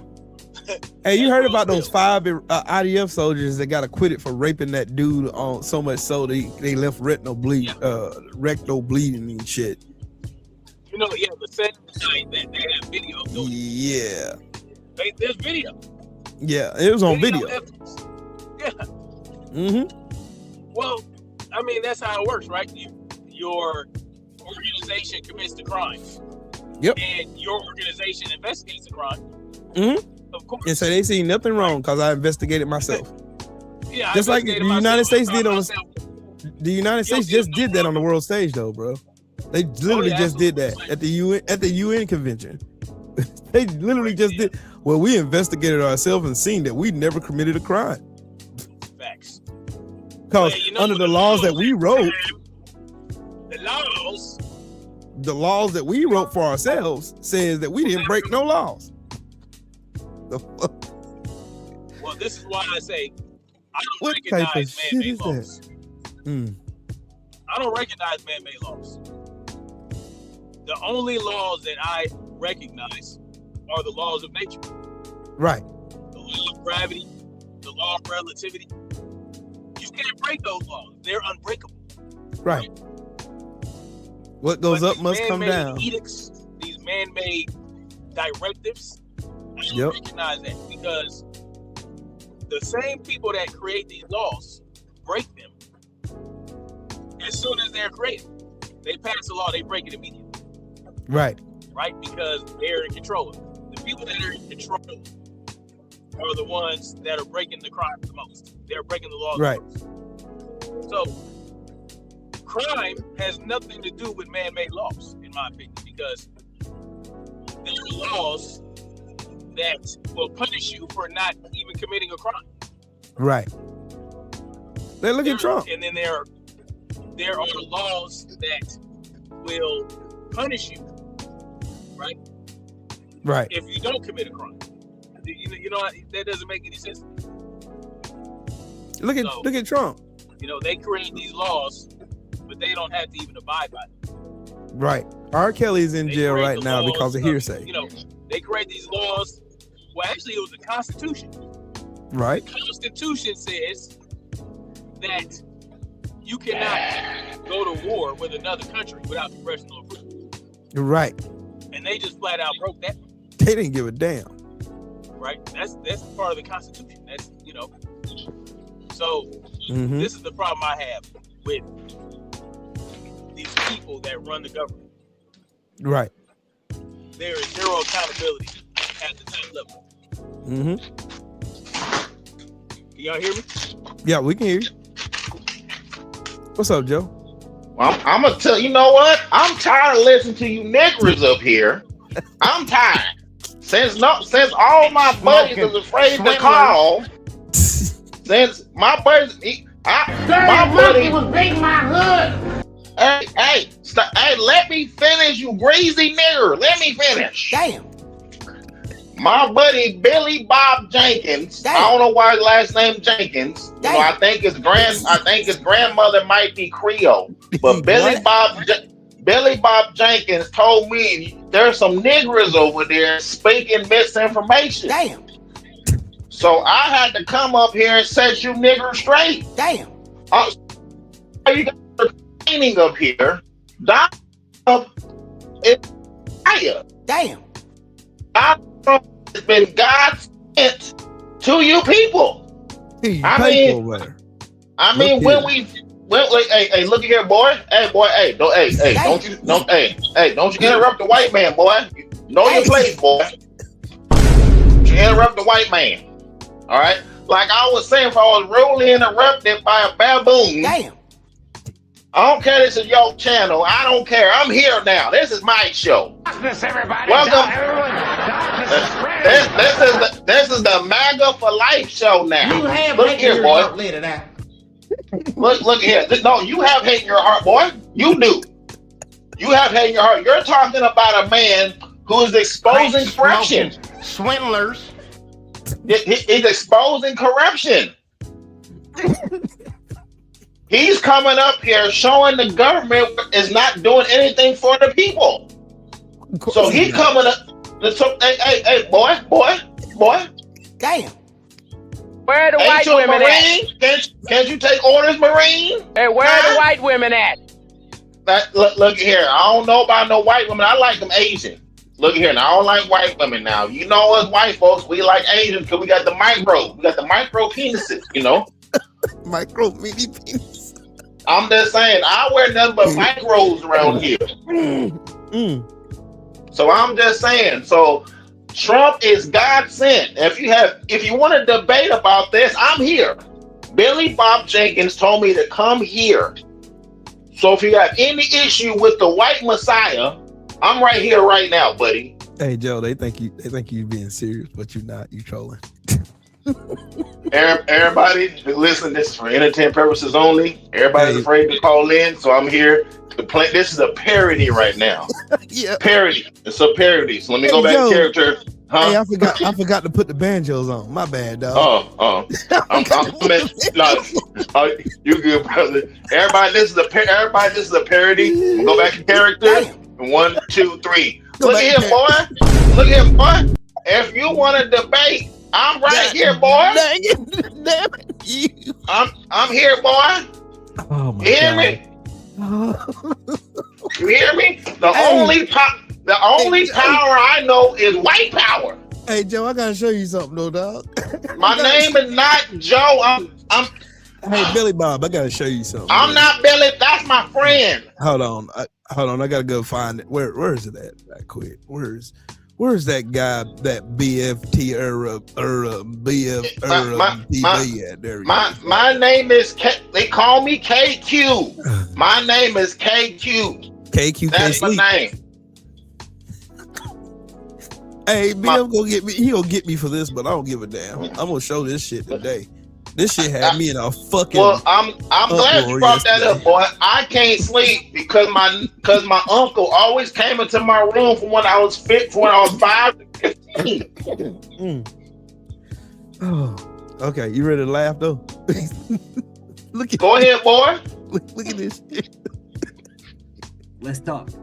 Coons keep coming. Coons keep coming. Coons keep coming. Coons keep coming. Coons keep coming. Coons keep coming. Coons keep coming. Coons keep coming. Ride.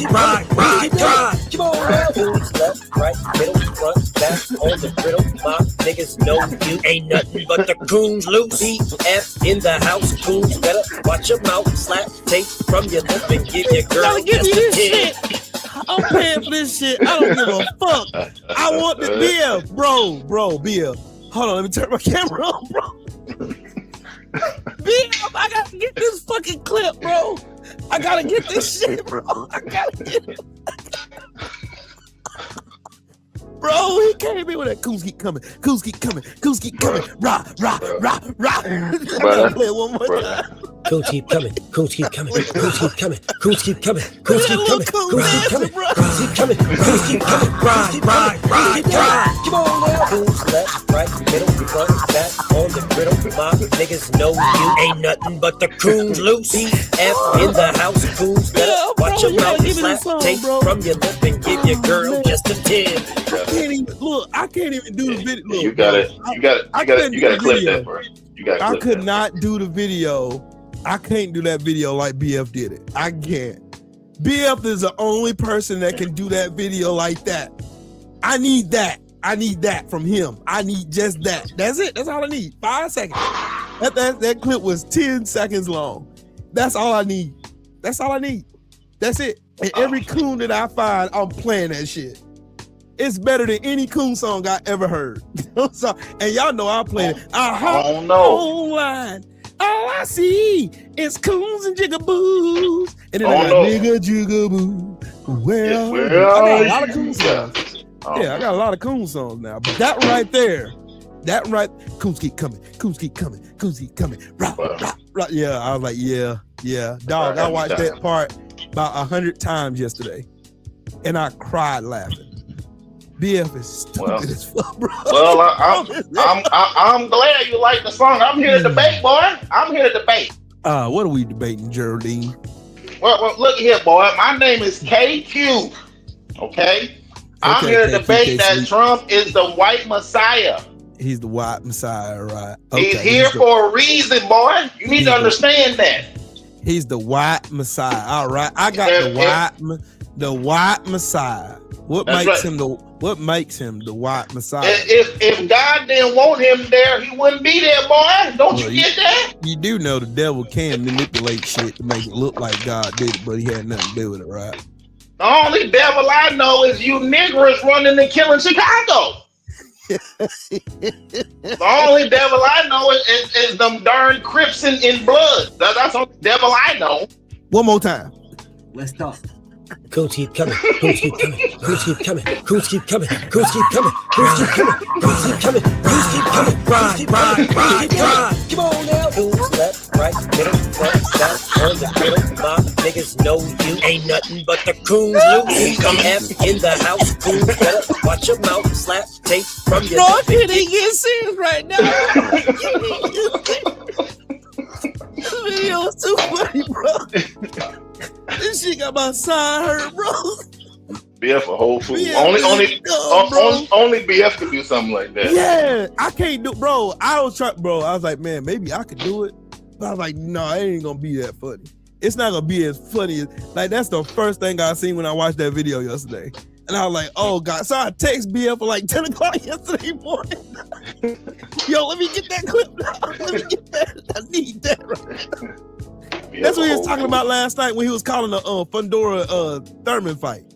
Bro, I missed the whole fight, bro. I was working last night. I missed the whole fight. Yep, I had a tasting last night so I missed the whole thing. Oh man, let me just tell you what you missed, big dog. Well, I did see the highlights though. I saw Thurman get kicked all the way. You see the way he packed his ass up, bro. All I seen was bing. That's all it was. Sebastian Fundora with his porno mustache beating the living shit. He beat a bald spot in Keith Thurman's head. He knocked him back to the Himalayan mountains. Bruh, he was thinking he was playing a flute in there last night. Sebastian Fundora. I knew Sebastian Fundora was gonna beat the shit out of him. I already knew that beforehand. Before I even watched, and I paid $75 for that raggedy ass fight last night. I regret doing it. Oh man, I did. I paid. I was like, fuck it, I don't care now. But no. I like Fundora. See, me too. Everybody always complain about, people always complain about how boxers are not living the boxing lifestyle, and we got guys like Keyshawn Davis and everybody doing everything but box. Mm-hmm. Meanwhile, we got Fundora. All he do is box. That's all he do is stay. He's quiet, he work hard, and he go in there and fight. Everybody's right now. That's what I'm saying. I mean, what more can you not like about the fella? He's a swell of a guy, Right. Leave that man alone, dog. Leave him alone. I like Fundora. Ain't bother nobody, bro. He tall, lanky, and shit, nerdy as hell. If he gonna call Fundora a weight bully, then you gotta call Dave gonna be there as a weight bully because he used to weigh 300 pounds. Facts. But nobody's gonna do that though. Facts. But my question is, to call somebody a weight bully means they miss weight, right? Yep. How many times did Fundora miss weight? 0.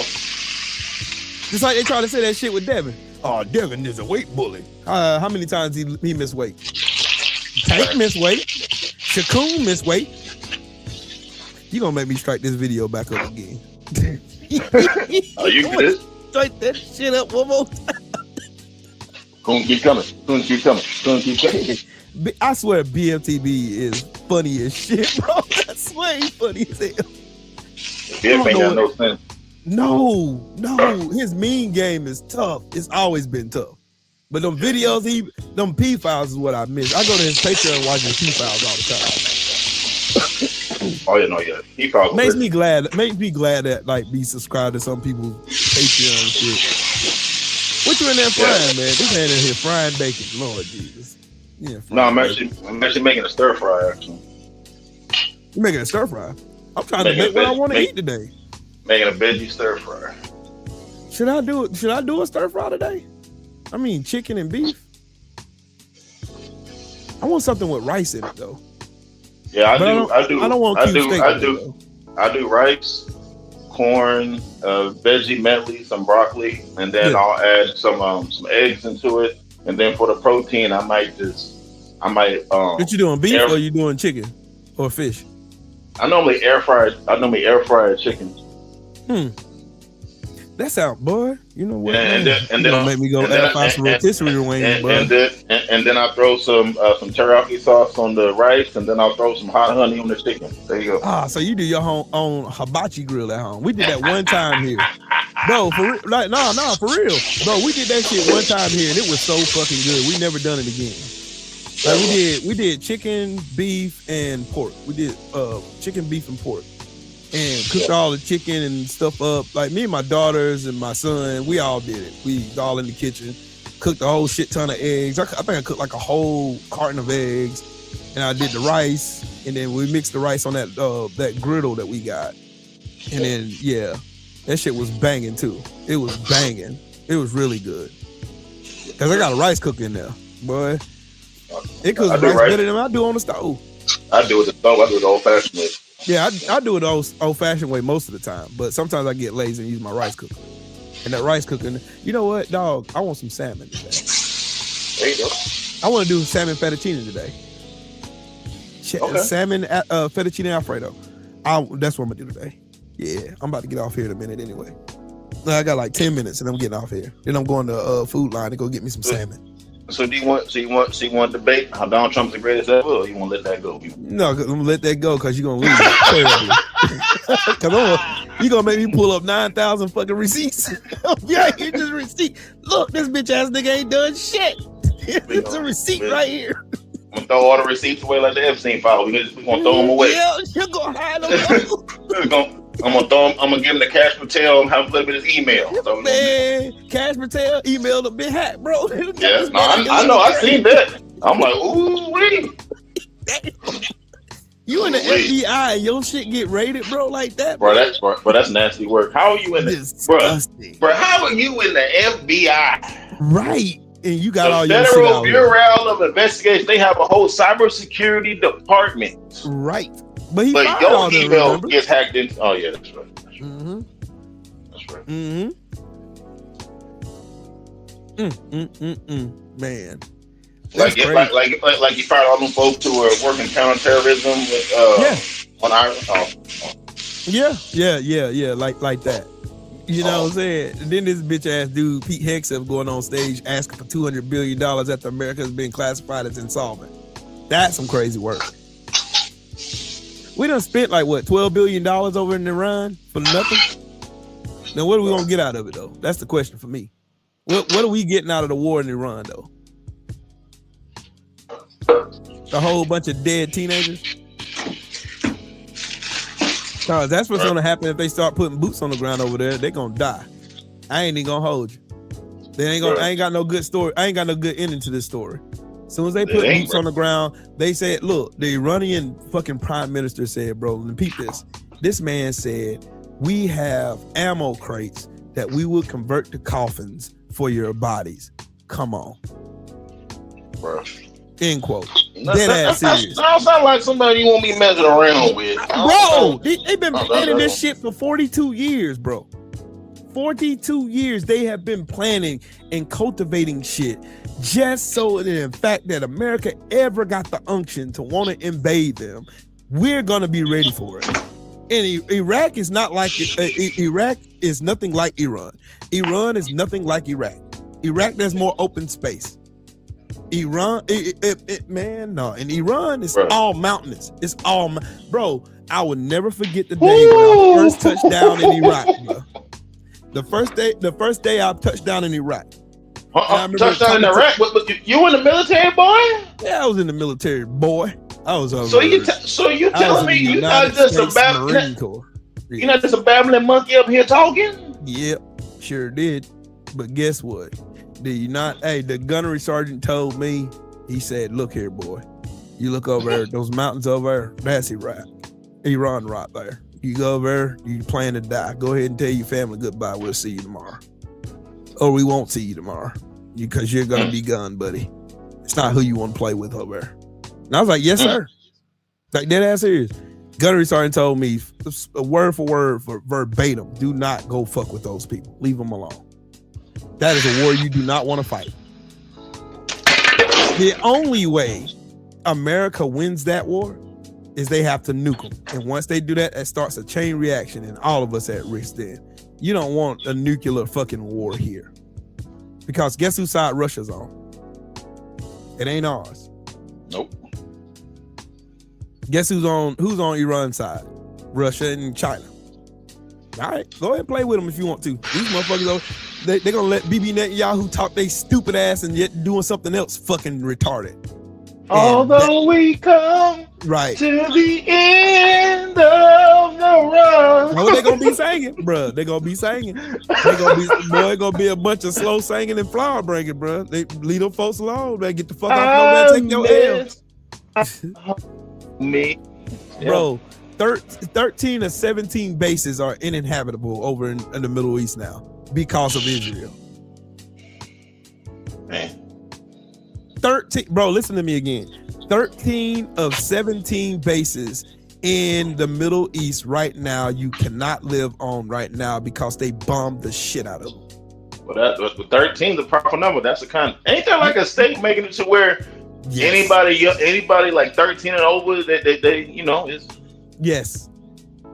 Bro, you know how many troops are over there in the Middle East? 40,000. And we just sent 8. So 3/4 of them have been displaced right now.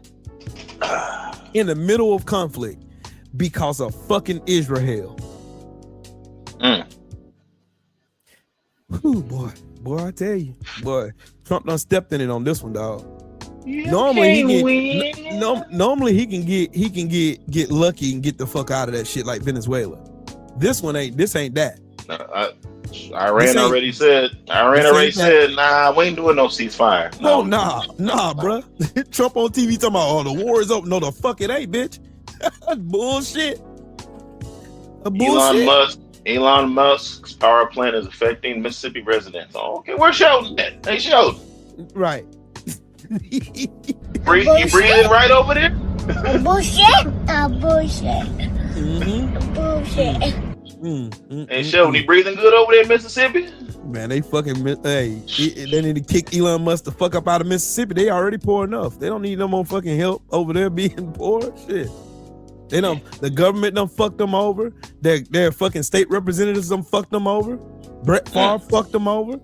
They done fucked them over until they can't fuck them over no more. You know what I mean?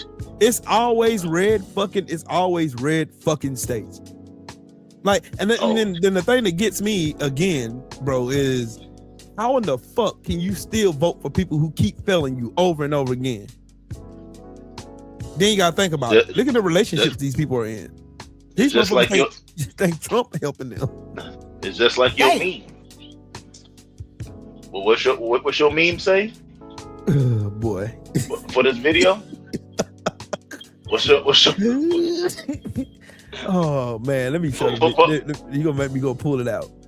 For all y'all who don't know, there's something called the Caucasian Creed. Yes. The Caucasian Creed is, it don't matter if we're drowning, it don't matter if we're getting blown up, it don't matter if I lose my house and my wife. As long as somebody who look like me is in charge, I'm gonna keep voting for them every time. That's a Caucasian Creed. Yep. Even if it has me walking off a bridge to my demise, as long as somebody who look like me is in charge, I'm happy. That's the Caucasian Creed. Yep. Oh, you talking about this guy right here. Nothing is working in America except for racism. Yep. Facts. That's why I used it. Because it's the truth. Nothing is working in America. The economy is shit. Iran is giving belt to ass to everybody over there fucking with them. And then they only stuck with listening to Donald Trump, who lies like he breathes. This nigga, bro, you gotta think about how stupid Donald Trump is. This nigga is bragging about doing a cognitive test. You know why you do a cognitive test to begin with? Because somebody thinks you're incompetent. You took 5 of them and bragged about it. You took 5 competency tests and I passed them with flying colors. Nigga, they got a fucking lion on that bitch. You're a fucking stupid. You're stupid. And then you have Pete Hegseth, who's a fucking drunk, who was a piece of shit when he was in the military, but he was a weekend warrior. He was not even enlisted.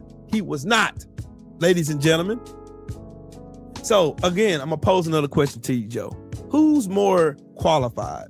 CQ Brown, who's a 4-star general, or a fucking bum ass piece of shit weekend Fox host in Pete Hegseth, who was an O2, by the way, which is a lieutenant, a silver bar, don't know shit from nothing, who got kicked out because he was racist, by the way. Well, I'll say this, brother. If I need my roof fixed, you might want to hire somebody who has experience in roofing. Exactly. If I need my backyard landscaped, you might want to hire somebody who has experience in landscaping. Right. And if you want to run the Department of War,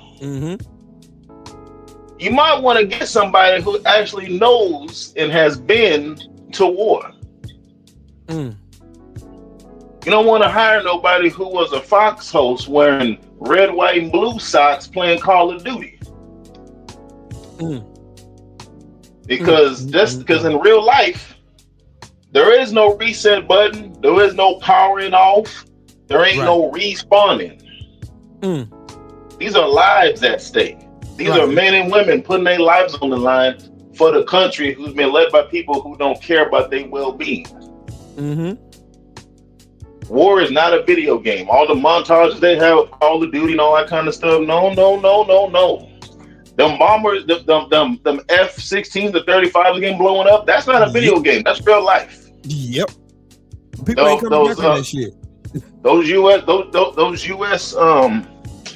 U.S. ships getting blown up in the ocean right now. That's not a video game. Nope. That's real life. The bomb that U.S. dropped on Iran and killed all them children. That's not a video game either.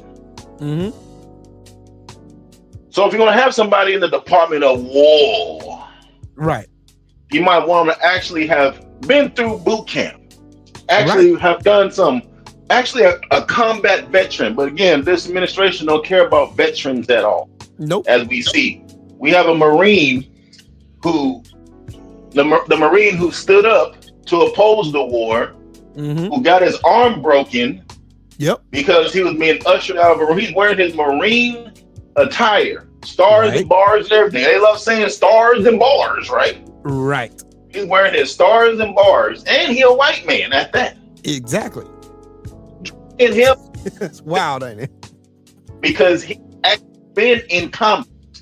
Anybody who's ever been to war do not want to go back. No. Anybody who's ever been there, who's actually put their foot on another country's soil and had to actually go to war, do not want to repeat that because they relive that for the rest of their life. It don't go away. Nope. PTSD is a real bitch. And trust me, I know because I live with it.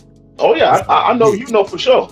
So you don't want somebody in charge who don't even know what PTSD is like because they never been to war in the first place. All they know is Call of Duty and respawning and airdrops. Hey, have you seen them videos of these fat ass out of shape white boys talking about we ready for war? Man, I saw that one. Bro, come on, bro. Come on, bro. These motherfuckers gonna blow your dumb ass across the ocean with an IED, bro. Get the fuck out of here. You think you got? I'm going to war with my axe. You gonna get your big fat ass knocked off the fucking planet, bitch. They gonna knock your fat ass clean. You ain't gonna make it home, big dog. Hey, Will. You know what's so funny to me? Everybody's so ready for war. But boy, ain't nobody enlisting, huh? Nope. Show the fuck ain't. You see they lowered the maximum age for recruitment, right? To 42. When it was 9/11, boy, everybody was signing up nationwide. Now everybody's online carrying axes, but you ain't go down to your local military office and enlist. You don't see none of the maggots doing it, do you? All the ones talking about Donald Trump is defending America. You don't see none of these fucking fat ass bastards getting in line, do you? Nope. You don't see them send their DEI child to sign up for war. You're right. Hey, and I'm gonna say this out here publicly. If you look like me, don't send your fucking kids to no military. Fuck these people. They ain't gonna do nothing but shit on you when you get out. You gonna have to fight like I had to fight for your fucking benefits and shit. You gonna have to fight tooth and nail to get your shit. Like I've been doing for the last 12 years. You're gonna have to fight. They ain't gonna give a fuck about you. Just like they don't give a fuck about me. Lamont Griffin, he's a veteran. He'll tell you, they can't pass the ASVAB. Them motherfuckers, they can barely pass a fucking open book test. They can't even pass an open book test for ICE. With the answers. Bro, They can't even do a PT. They can't even do a fucking PT. A standard PT running a mile and a half, doing 30 sit-ups and doing 15 pull-ups. They can't even do that shit, bro.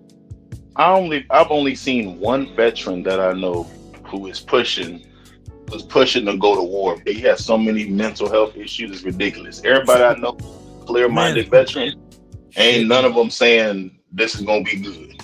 Bro, I'm talking about a plethora of fucking veterans. When I tell you I talk to veterans all the time, bro, that is legitimately what I do all the time.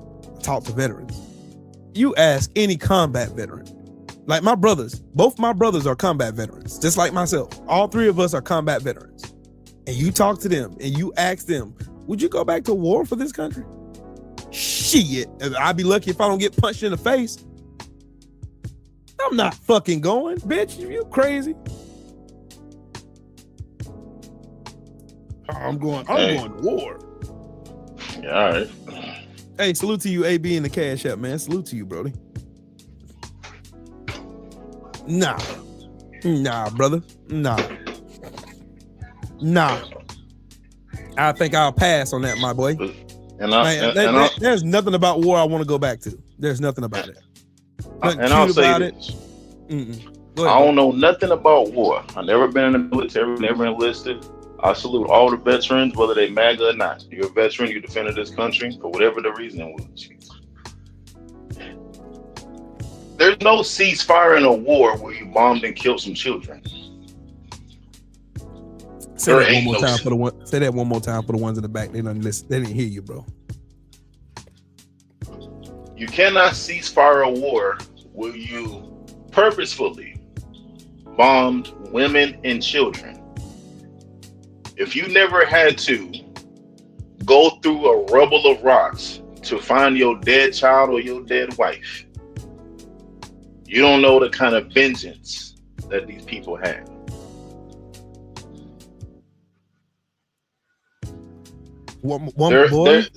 There is no, let's talk about this.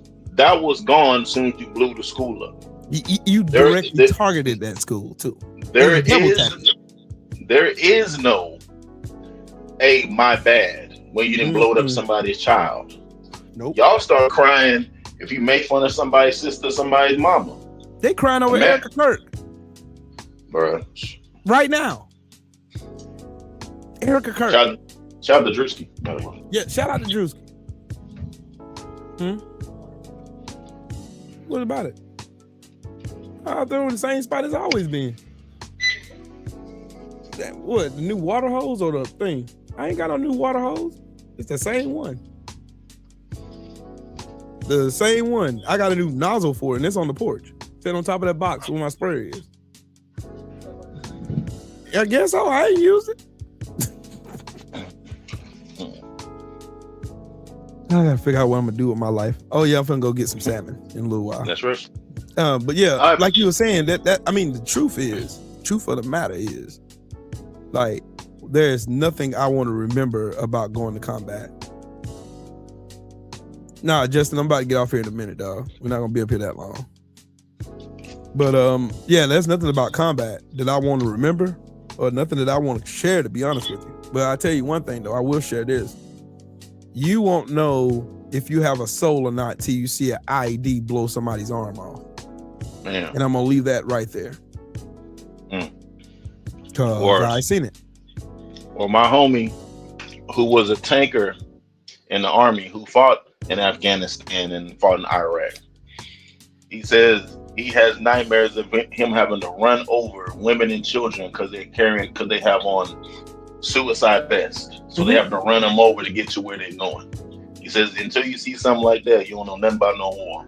Boy, March 7th, 1999. I will never forget that day. For as long as I live on this earth. If don't ask me why that date is significant. If you can read between the lines, you know why. Already. I never want to relive that day ever again. So after therapy, a lot of therapy, by the way, a lot of mental health counsels and all that, and threatening to self-delete myself a few times. And then after coming to the conclusion that I was a terrorist instead of fighting terrorism, I mean, that was one of the heaviest crosses I ever had to bear. And that's one of the biggest reasons why most of the people, you remember back in I think it was 2019, 2018, when it was like seemingly spiking that veterans was committing suicide. Yeah.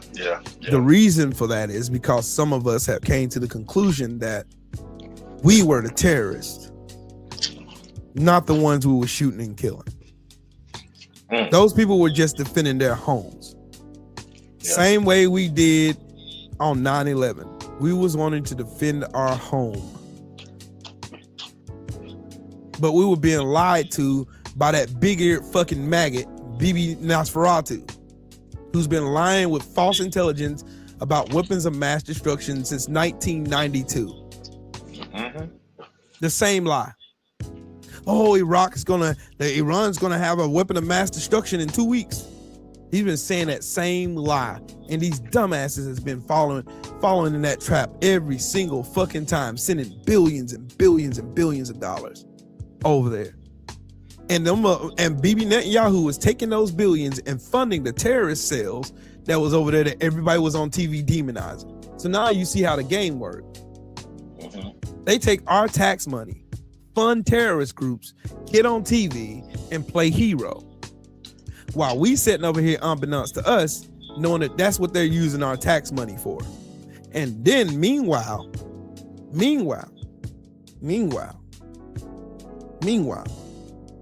we're still broke. We still don't have health care. We still can't afford groceries. We gotta do a fucking get on an app and make 4 payments on groceries. We gotta do shit like that. If that don't tell you something is fucked up with the way you living at, I don't know what else will. I don't, Joe. I really don't honestly know what to tell these people. And it's these maggot fucking sun dodging knuckle dragging troglodytes who chive my ass every time, bro. They chive my ass, bro. And when I see these stupid fucks on Facebook, I turn off Facebook. I get off that shit. Triggers my fucking PTSD. and I have to call like I get on and start looking at goofy shit just to ease my mind so I don't say something reckless. You know what I mean? Right. But you know, it just listening to these people quite literally try to make something sound good about you going and blowing up a school with 175 people in it, most of them babies, and you double tap the school to blow up the rescuers of those babies, and then you pretend like you're the good guy on TV. And then you Iran didn't blow up a school here in America, did they? And then you try to pretend like you're the victim. Yes. But that's their nature overall. They love to be the big bad bully and then play the victim. That's why they're called Karens. Yes. That's all it is, just being a Karen, being the big bad bully. So somebody point the finger at you, then you want to cry wolf and want somebody to come save you because you're being accountable for your actions. You want to know the wild part about that though? Then the same government that sent your young ass over there to fuck up your head for the rest of your life like they did me, my big brother, and my baby brother, I'll be the same one to tell you you don't deserve these benefits. or if you get these benefits, you don't deserve to get paid this much. Or you don't qualify. Right.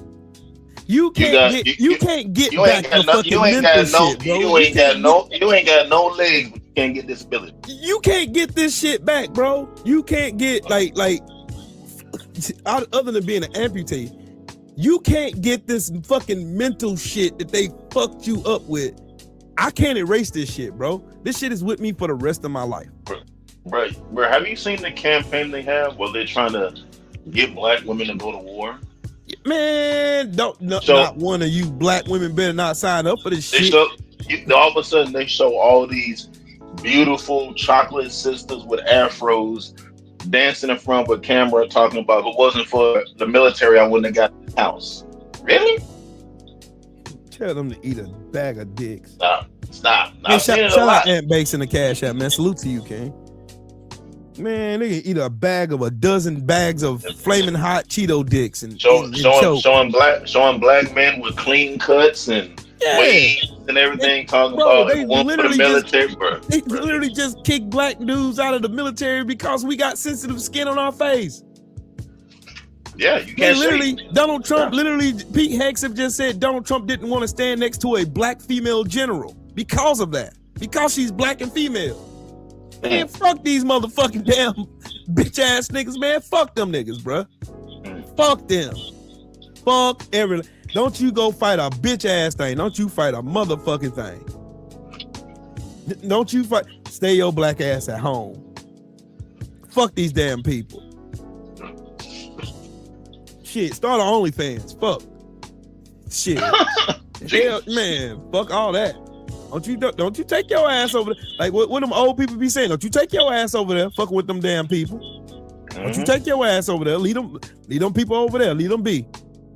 Let these motherfuckers figure it out on their own. Let them figure out their own shit. Fuck these damn people. Because they don't give a fuck about you now, and they damn sure ain't gonna give a fuck about you after they fuck your damn mental capacity up. And your whole fucking mental is fucked up like mine is. Let these fucking devils and troglodytes go over there and fight themselves. These ones cheering for this shit, let them go fight it. Do it. Have fun. Knock yourself out. Knock yourself out. Have fun. Knock yourself out, King. Say, bro, that's nasty work. It's disgusting work, bro. Disgusting behavior. What Mahari want? Mahari come up here to fuck with you, bro. And I ain't got time for no Somalian migrant. Damn. What you want, Mahari?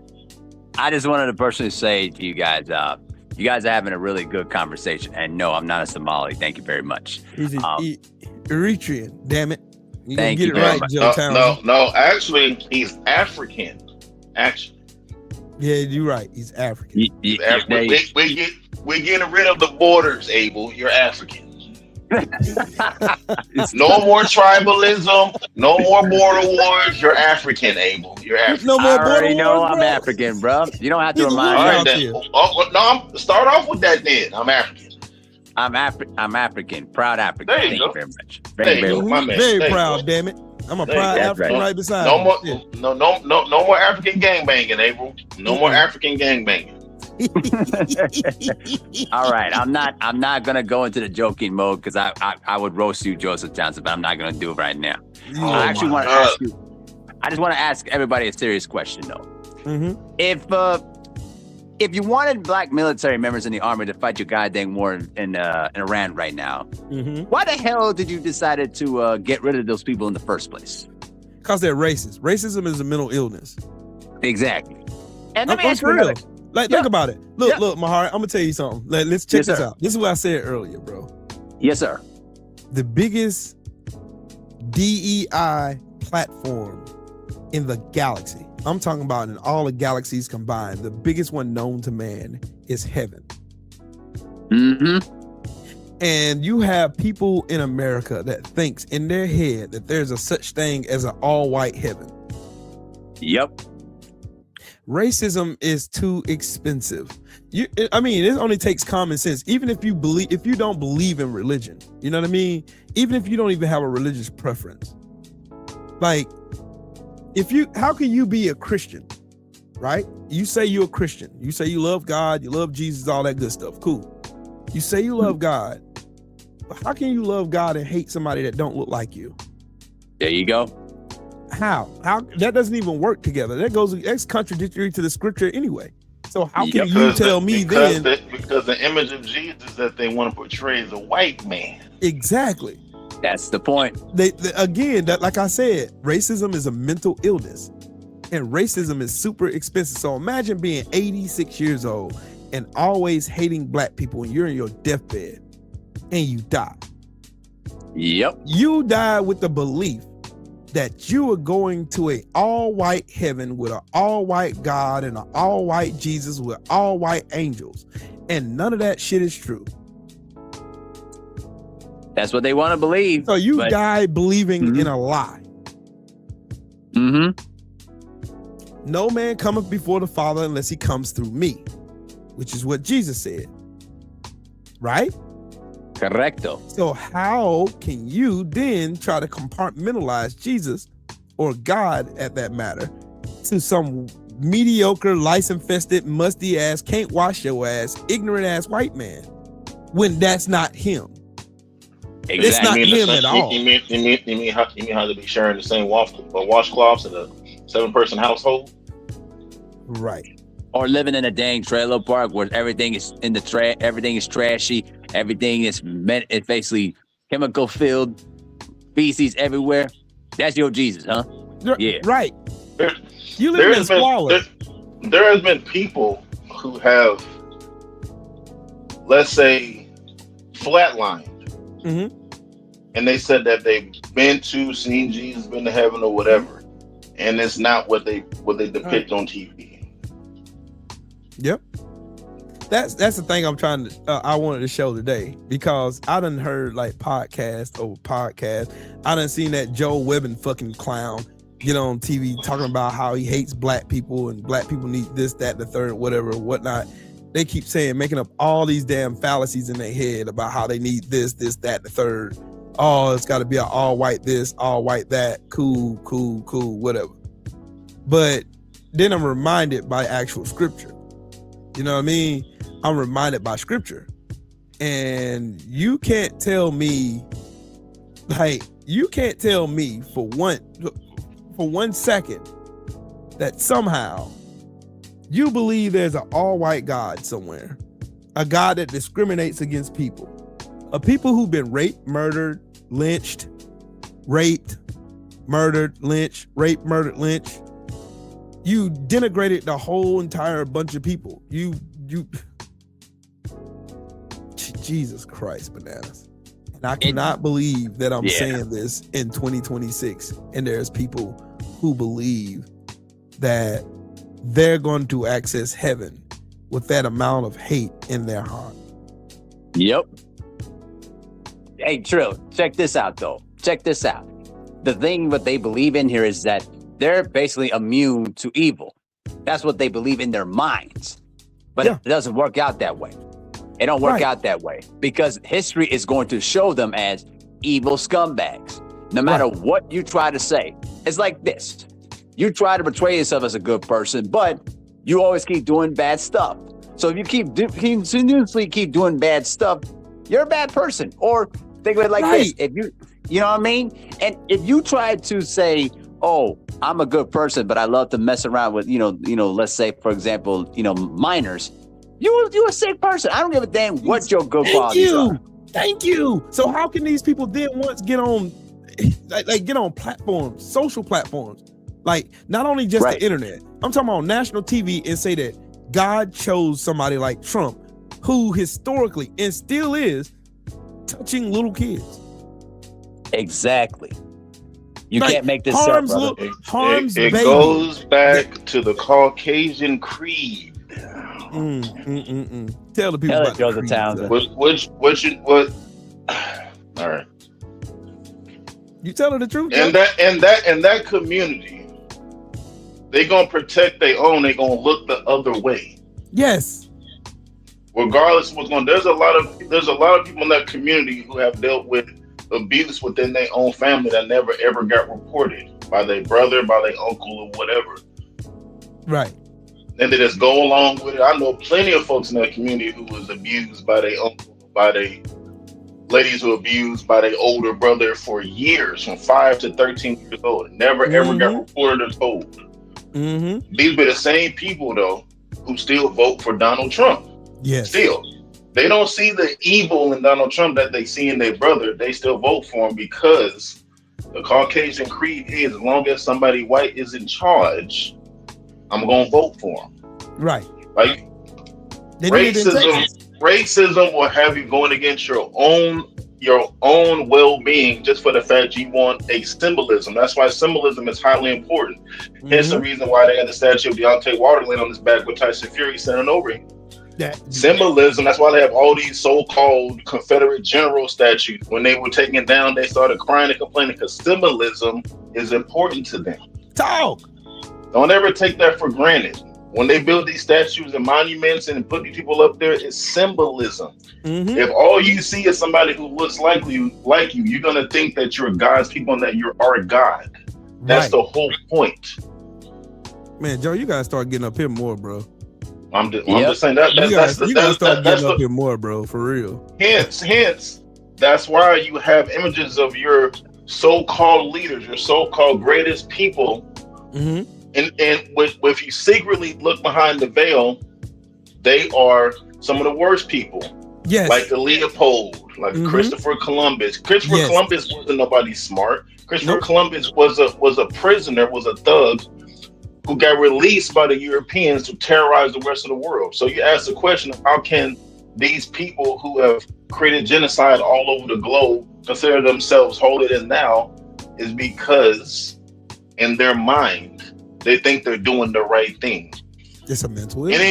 Anytime there's a genocide, white rhinos, bisons. In California, in California, on our flag is a bear. Bears don't exist no more because they were all hunted and extinct. Guess who hunted and extinct them? White. Well, if it's wolves. Now, if we want to get to something more serious, where all the Native Americans at?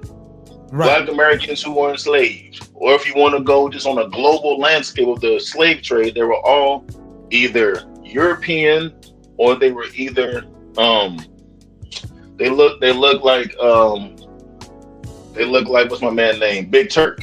You dig what I'm saying? Yeah. Yep. On a global scale. It's always the same faces over. The faces don't change. It's different. History repeats itself. We just have different characters and different atmospheres. Right.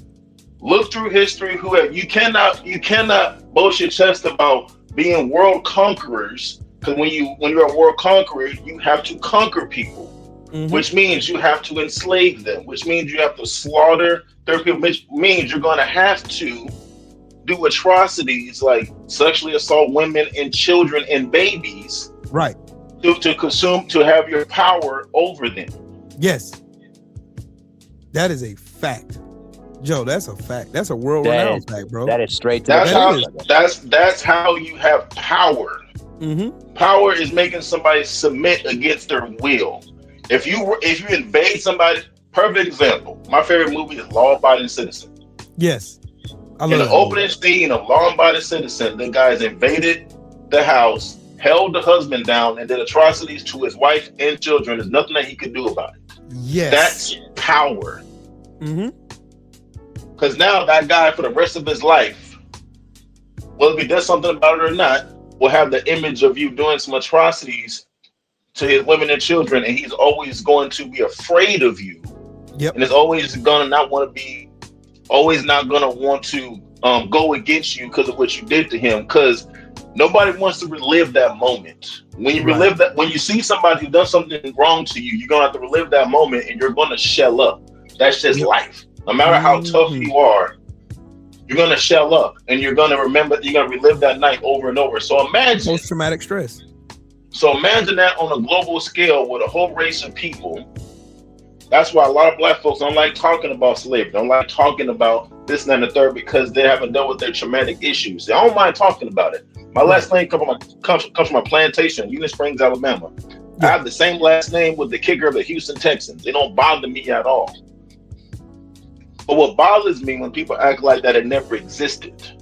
You can't then say, "Oh, I don't acknowledge slavery happened," but then point at me and say you're a slave. It don't work that way. That boy, That's you an hit one. You know what though, you bro? hit a hard one with that one. Hey, bro, that's the reason why I made the assertions that I made when I was playing Miss Ashley's video earlier, when I was talking about the fact that before the transatlantic slave trade and also the Middle Passage, how they were going picking slaves, how they were measuring female slaves, the younger ones and the older ones, how they would measure them in the same way that Trump was measuring those little girls from those fucking pageants that they were having. They were over here trafficking those little girls. That right there is the same exact way that they did. The same exact way. I mean, the same word for word, bar for bar, Soldier Boy voice. The same thing. Trill, perfect example, Trill Will. Remember the whole Cain Velasquez situation? Yes. If you're a predator of children, what's a good business for you to have? A daycare. Yes. If you're a predator of what's a business for you to run? A pageant. Yep. You know, it's another good business for you to run? A cheerleading competition. Yes. Hey, you want to know something else? You want to know how? You want to know how you pick out the bucks? Last one, Will. I'm sorry. Go ahead. If you're a predator of young boys, football team. What's a good business for you to have? Football team.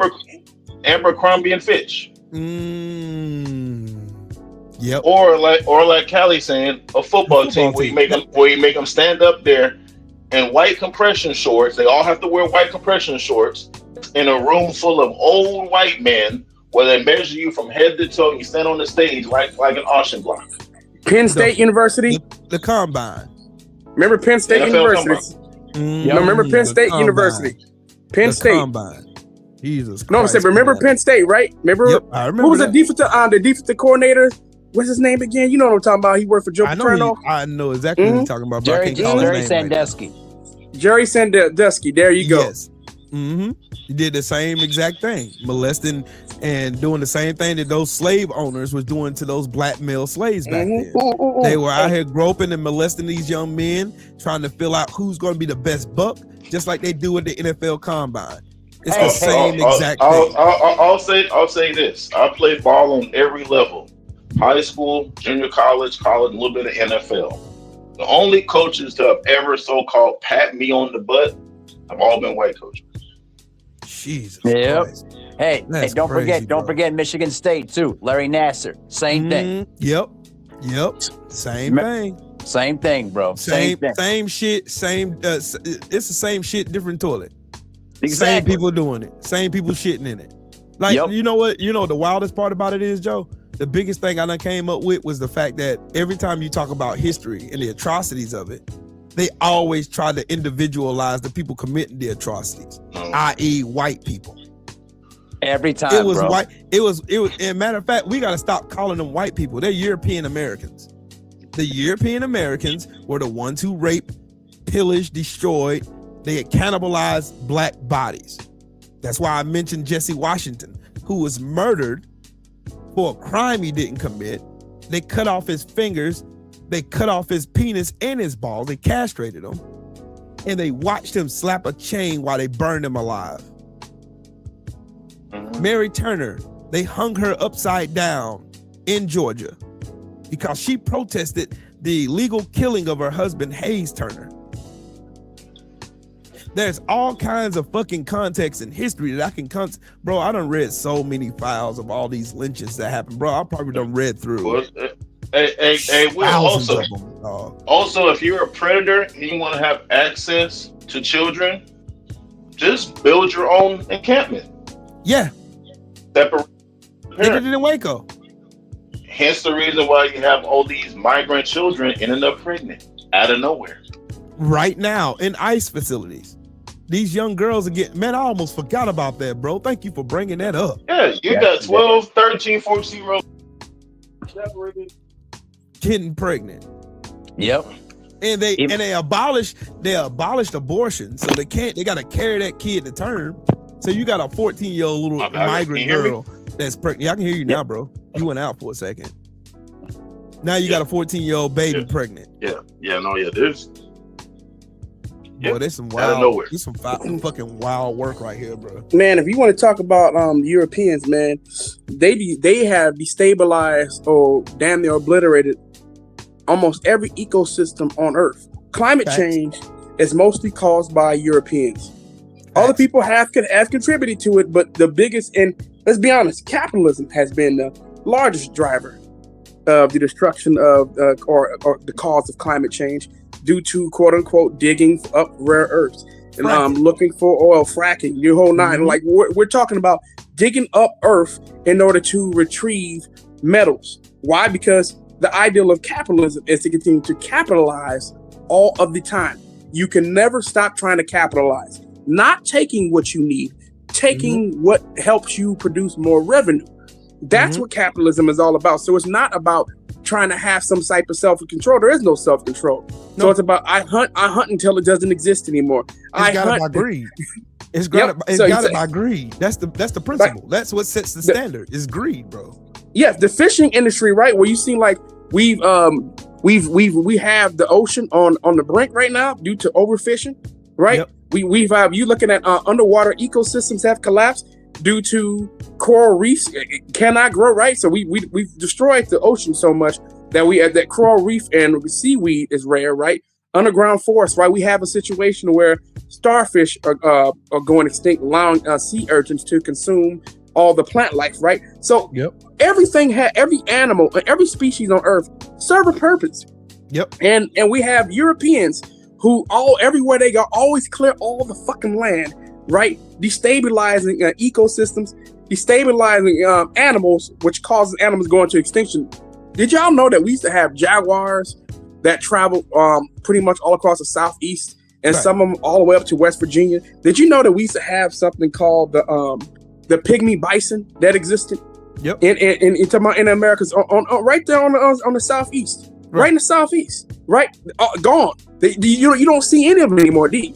All these animals are gone due to Europeans who continue to clear the land, and unfortunately they used our ancestors to clear the land because they weren't going to do it themselves, right? So like, now we need to clear all this shit out, and we're gonna build. Not that they can't live, because they didn't know how to do forest farming. Forest farming is how you sustain ecosystems. Everyone eats, even animals. We all benefit from it.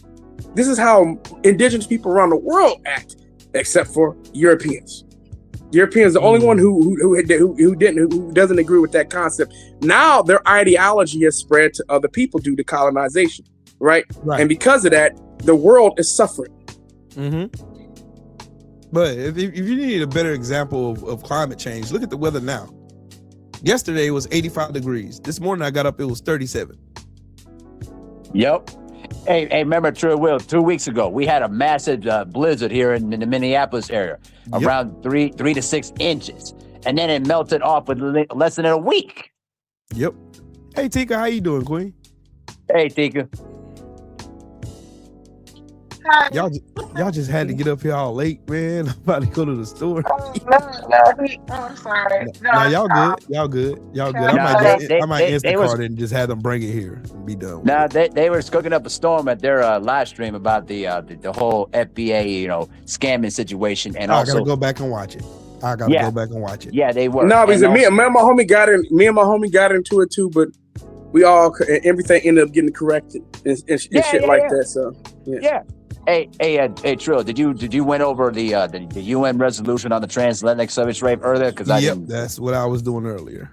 Okay, cool. Yeah, Miss Ashley Baroness, she has a video on YouTube that she breaks it down. When I tell you she broke it down to the smallest molecule. Bro, and I use her videos and I just basically interjected with things are happening now that coincide with, like, matter of fact, for instance, she said talking about how they picked the slaves before the Middle Passage, how they were molesting and fondling the young women and also the males as well, the pick out which slaves they wanted, whichever, like they was picking out produce.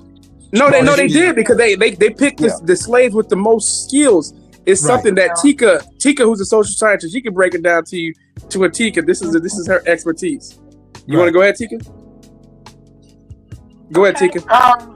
Yeah, when it comes to I think one of the main issues what we have with the transatlantic slave trade and what people think about slavery is that for some reason people have this idea that slaves were these empty vessels that people just, brought here and taught them everything. When in actuality, it was the reverse.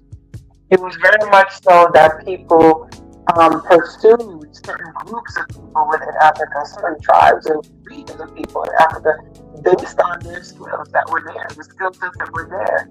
So when you're talking about rice plantations in, the Carolinas and we call the Gullah Geechee corridor, you have planters literally writing to slave catchers in Africa and captains of ships requesting specific people from specific regions because they're known for growing rice. You have people looking for metallurgists, right? You have people looking for people who do agriculture, people who are skilled at, indigo production, things of that nature. It was never the fact that your ancestors were devoid of any skills. It was that they were filled with skills, and they needed these skilled laborers, skilled people to be here.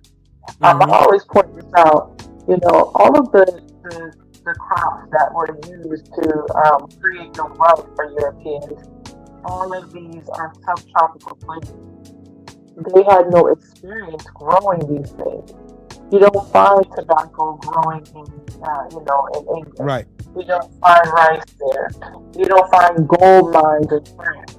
You understand? So you needed people with those specific skills when you were in the New World or in the Western Hemisphere to actually grow these crops, to actually be able to be skilled metallurgists, to know the difference between gold and silver and other minerals and things of that nature, how to build gold mines and gold gas. So, a good example of that, Tika, is the Gullah Geechee people and their cultivation of rice. Yes. Yeah, absolutely. I've been studying. I've been studying since the last time we talked. I've been studying big time. Okay, no problem. I've been studying. I'm sorry, I've been studying, man. I got to be ready for you guys. And I think that's one of the most beautiful things about the history of our people is that it's a rabbit hole.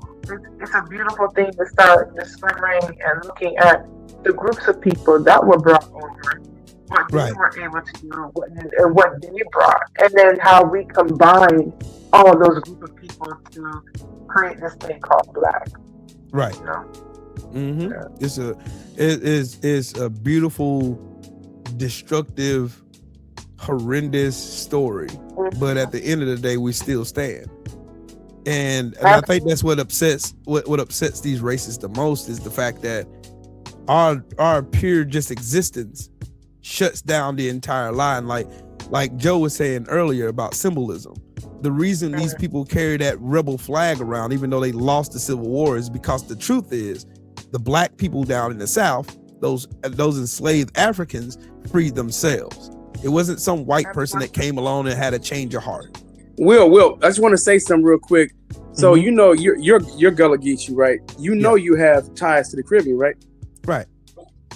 Okay, I just wanted to let you know that you have ties to places like the Bahamas. Like y'all, that's why I've been studying it, bro. That's why, real talk, that's why I've been studying it. I've been studying the history of my people because of the fact that there's so much stuff that I don't know about it that I want to be privy to.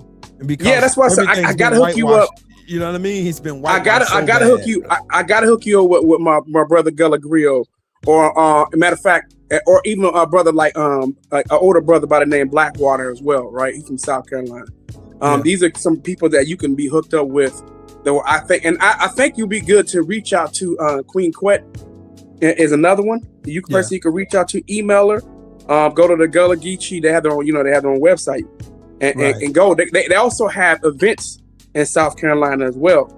I think there's one coming up either this month or next month, or sometime. I know it's sometime in the spring that they have it in South Carolina, and you should go. I think you should.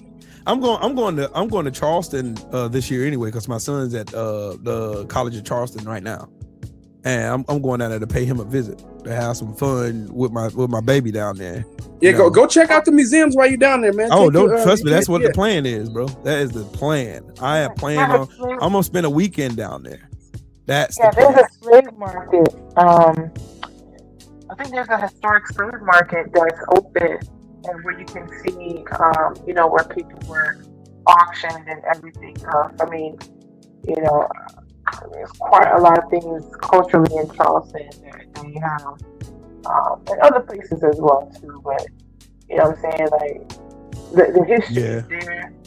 People just gotta explore it and want to learn more about it. And I think that it's a beautiful thing when you do that. It's real sad because, quite frankly, we got too many people living in denial. And you probably got a lot of family in Barbados too. And Barbados especially, I know it's South Carolina. People from the Carolinas. So, I've got to do more. Take the DNA test, bro. I promise you're gonna be surprised. You probably have direct Barbadian roots. To be honest with you, bro. I got to do more. I got to do more research, man. I really do, because the more and more I get curious, the more and more questions I have that's not answered. And I really Ancestry.com, bro. Do Ancestry.com, man. Order that test. Go take that shit, man. Your results should be back in about a month. As soon as that test gets there, as soon as the test gets to your house, you take the test immediately, send it back out. You should get your results back probably within 4 to 6 weeks. And then you can look at it, and you should be able to check your cousin matches as well as your region matches. And I feel confident that I'm gonna say this right now. This is where you're gonna have family from. You're talking about as far as cousin matches outside of America. You're gonna have cousins from Sierra Leone. That's guaranteed. You're also gonna have cousins in Barbados, Bahamas. I feel 100% confident that you'll have them both those places heavy. So take that DNA test. You're gonna see. You're gonna see that. I feel confident saying it. Absolutely.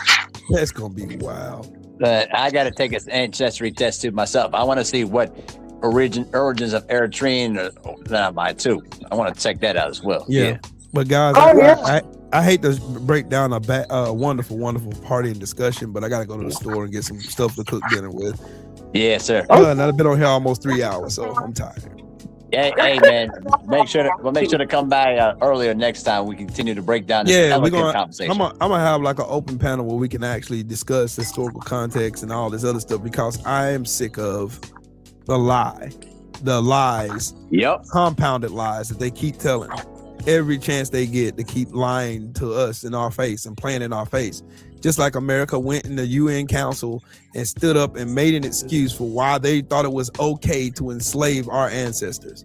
They said because it wasn't illegal. They said it because it wasn't illegal during that time period. That is nasty fucking work. That was disgusting behavior, dog. Oh yeah, they wrote the fucking laws, bro. They did. They made the laws. The fuck is they talking about? And also screw Israel and screw Argentina too. They're the ones that benefited most with slavery as well. Exactly.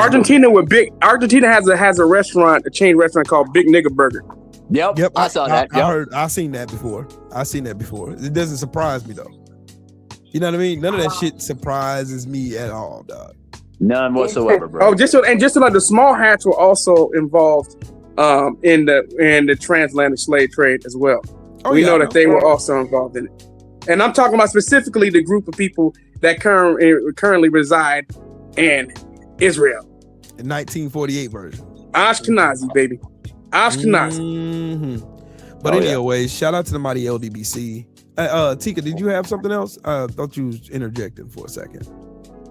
Oh no, I just wanted to, touch on Argentina for a bit. That genocide most of their black population.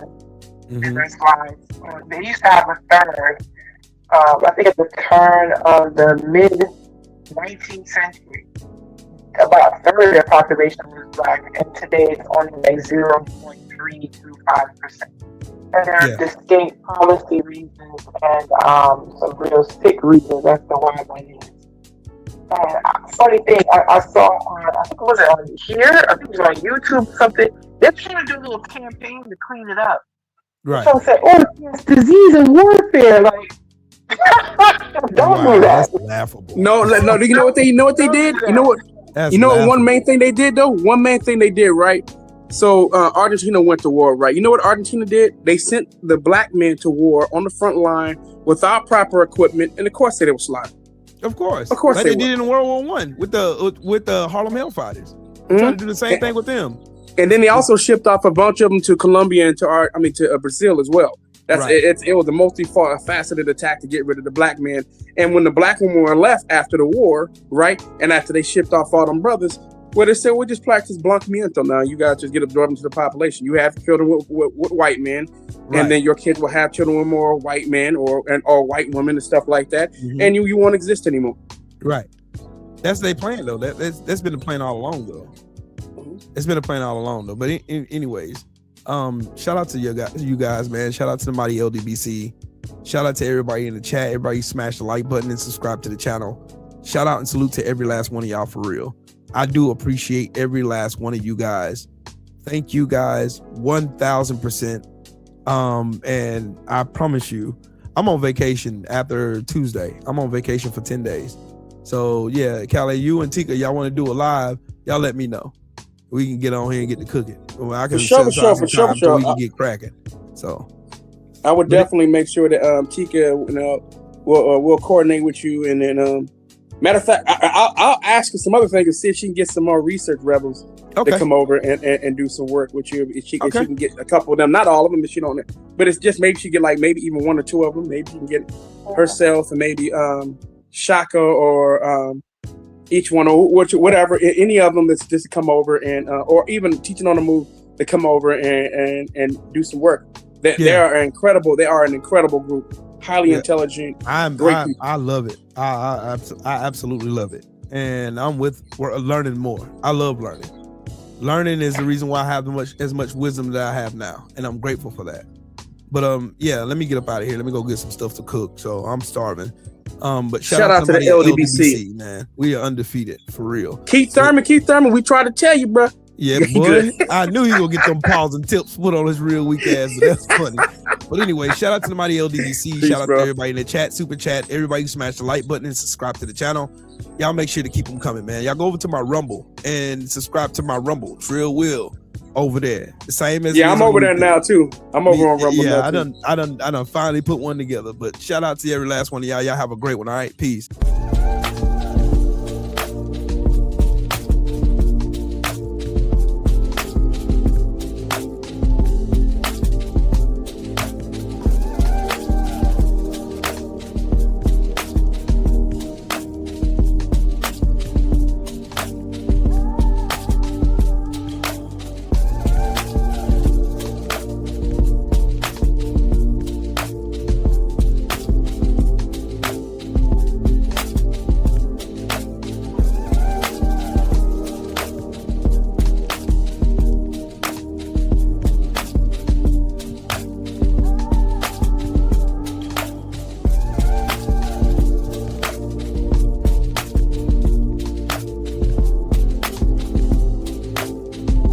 I have to get off this thing to go on my. Matter of fact, I'm gonna let Champ listen to some music. I'll holler at y'all in the meantime. Peace, love, and blessings. Shout out to the Mighty LDBC.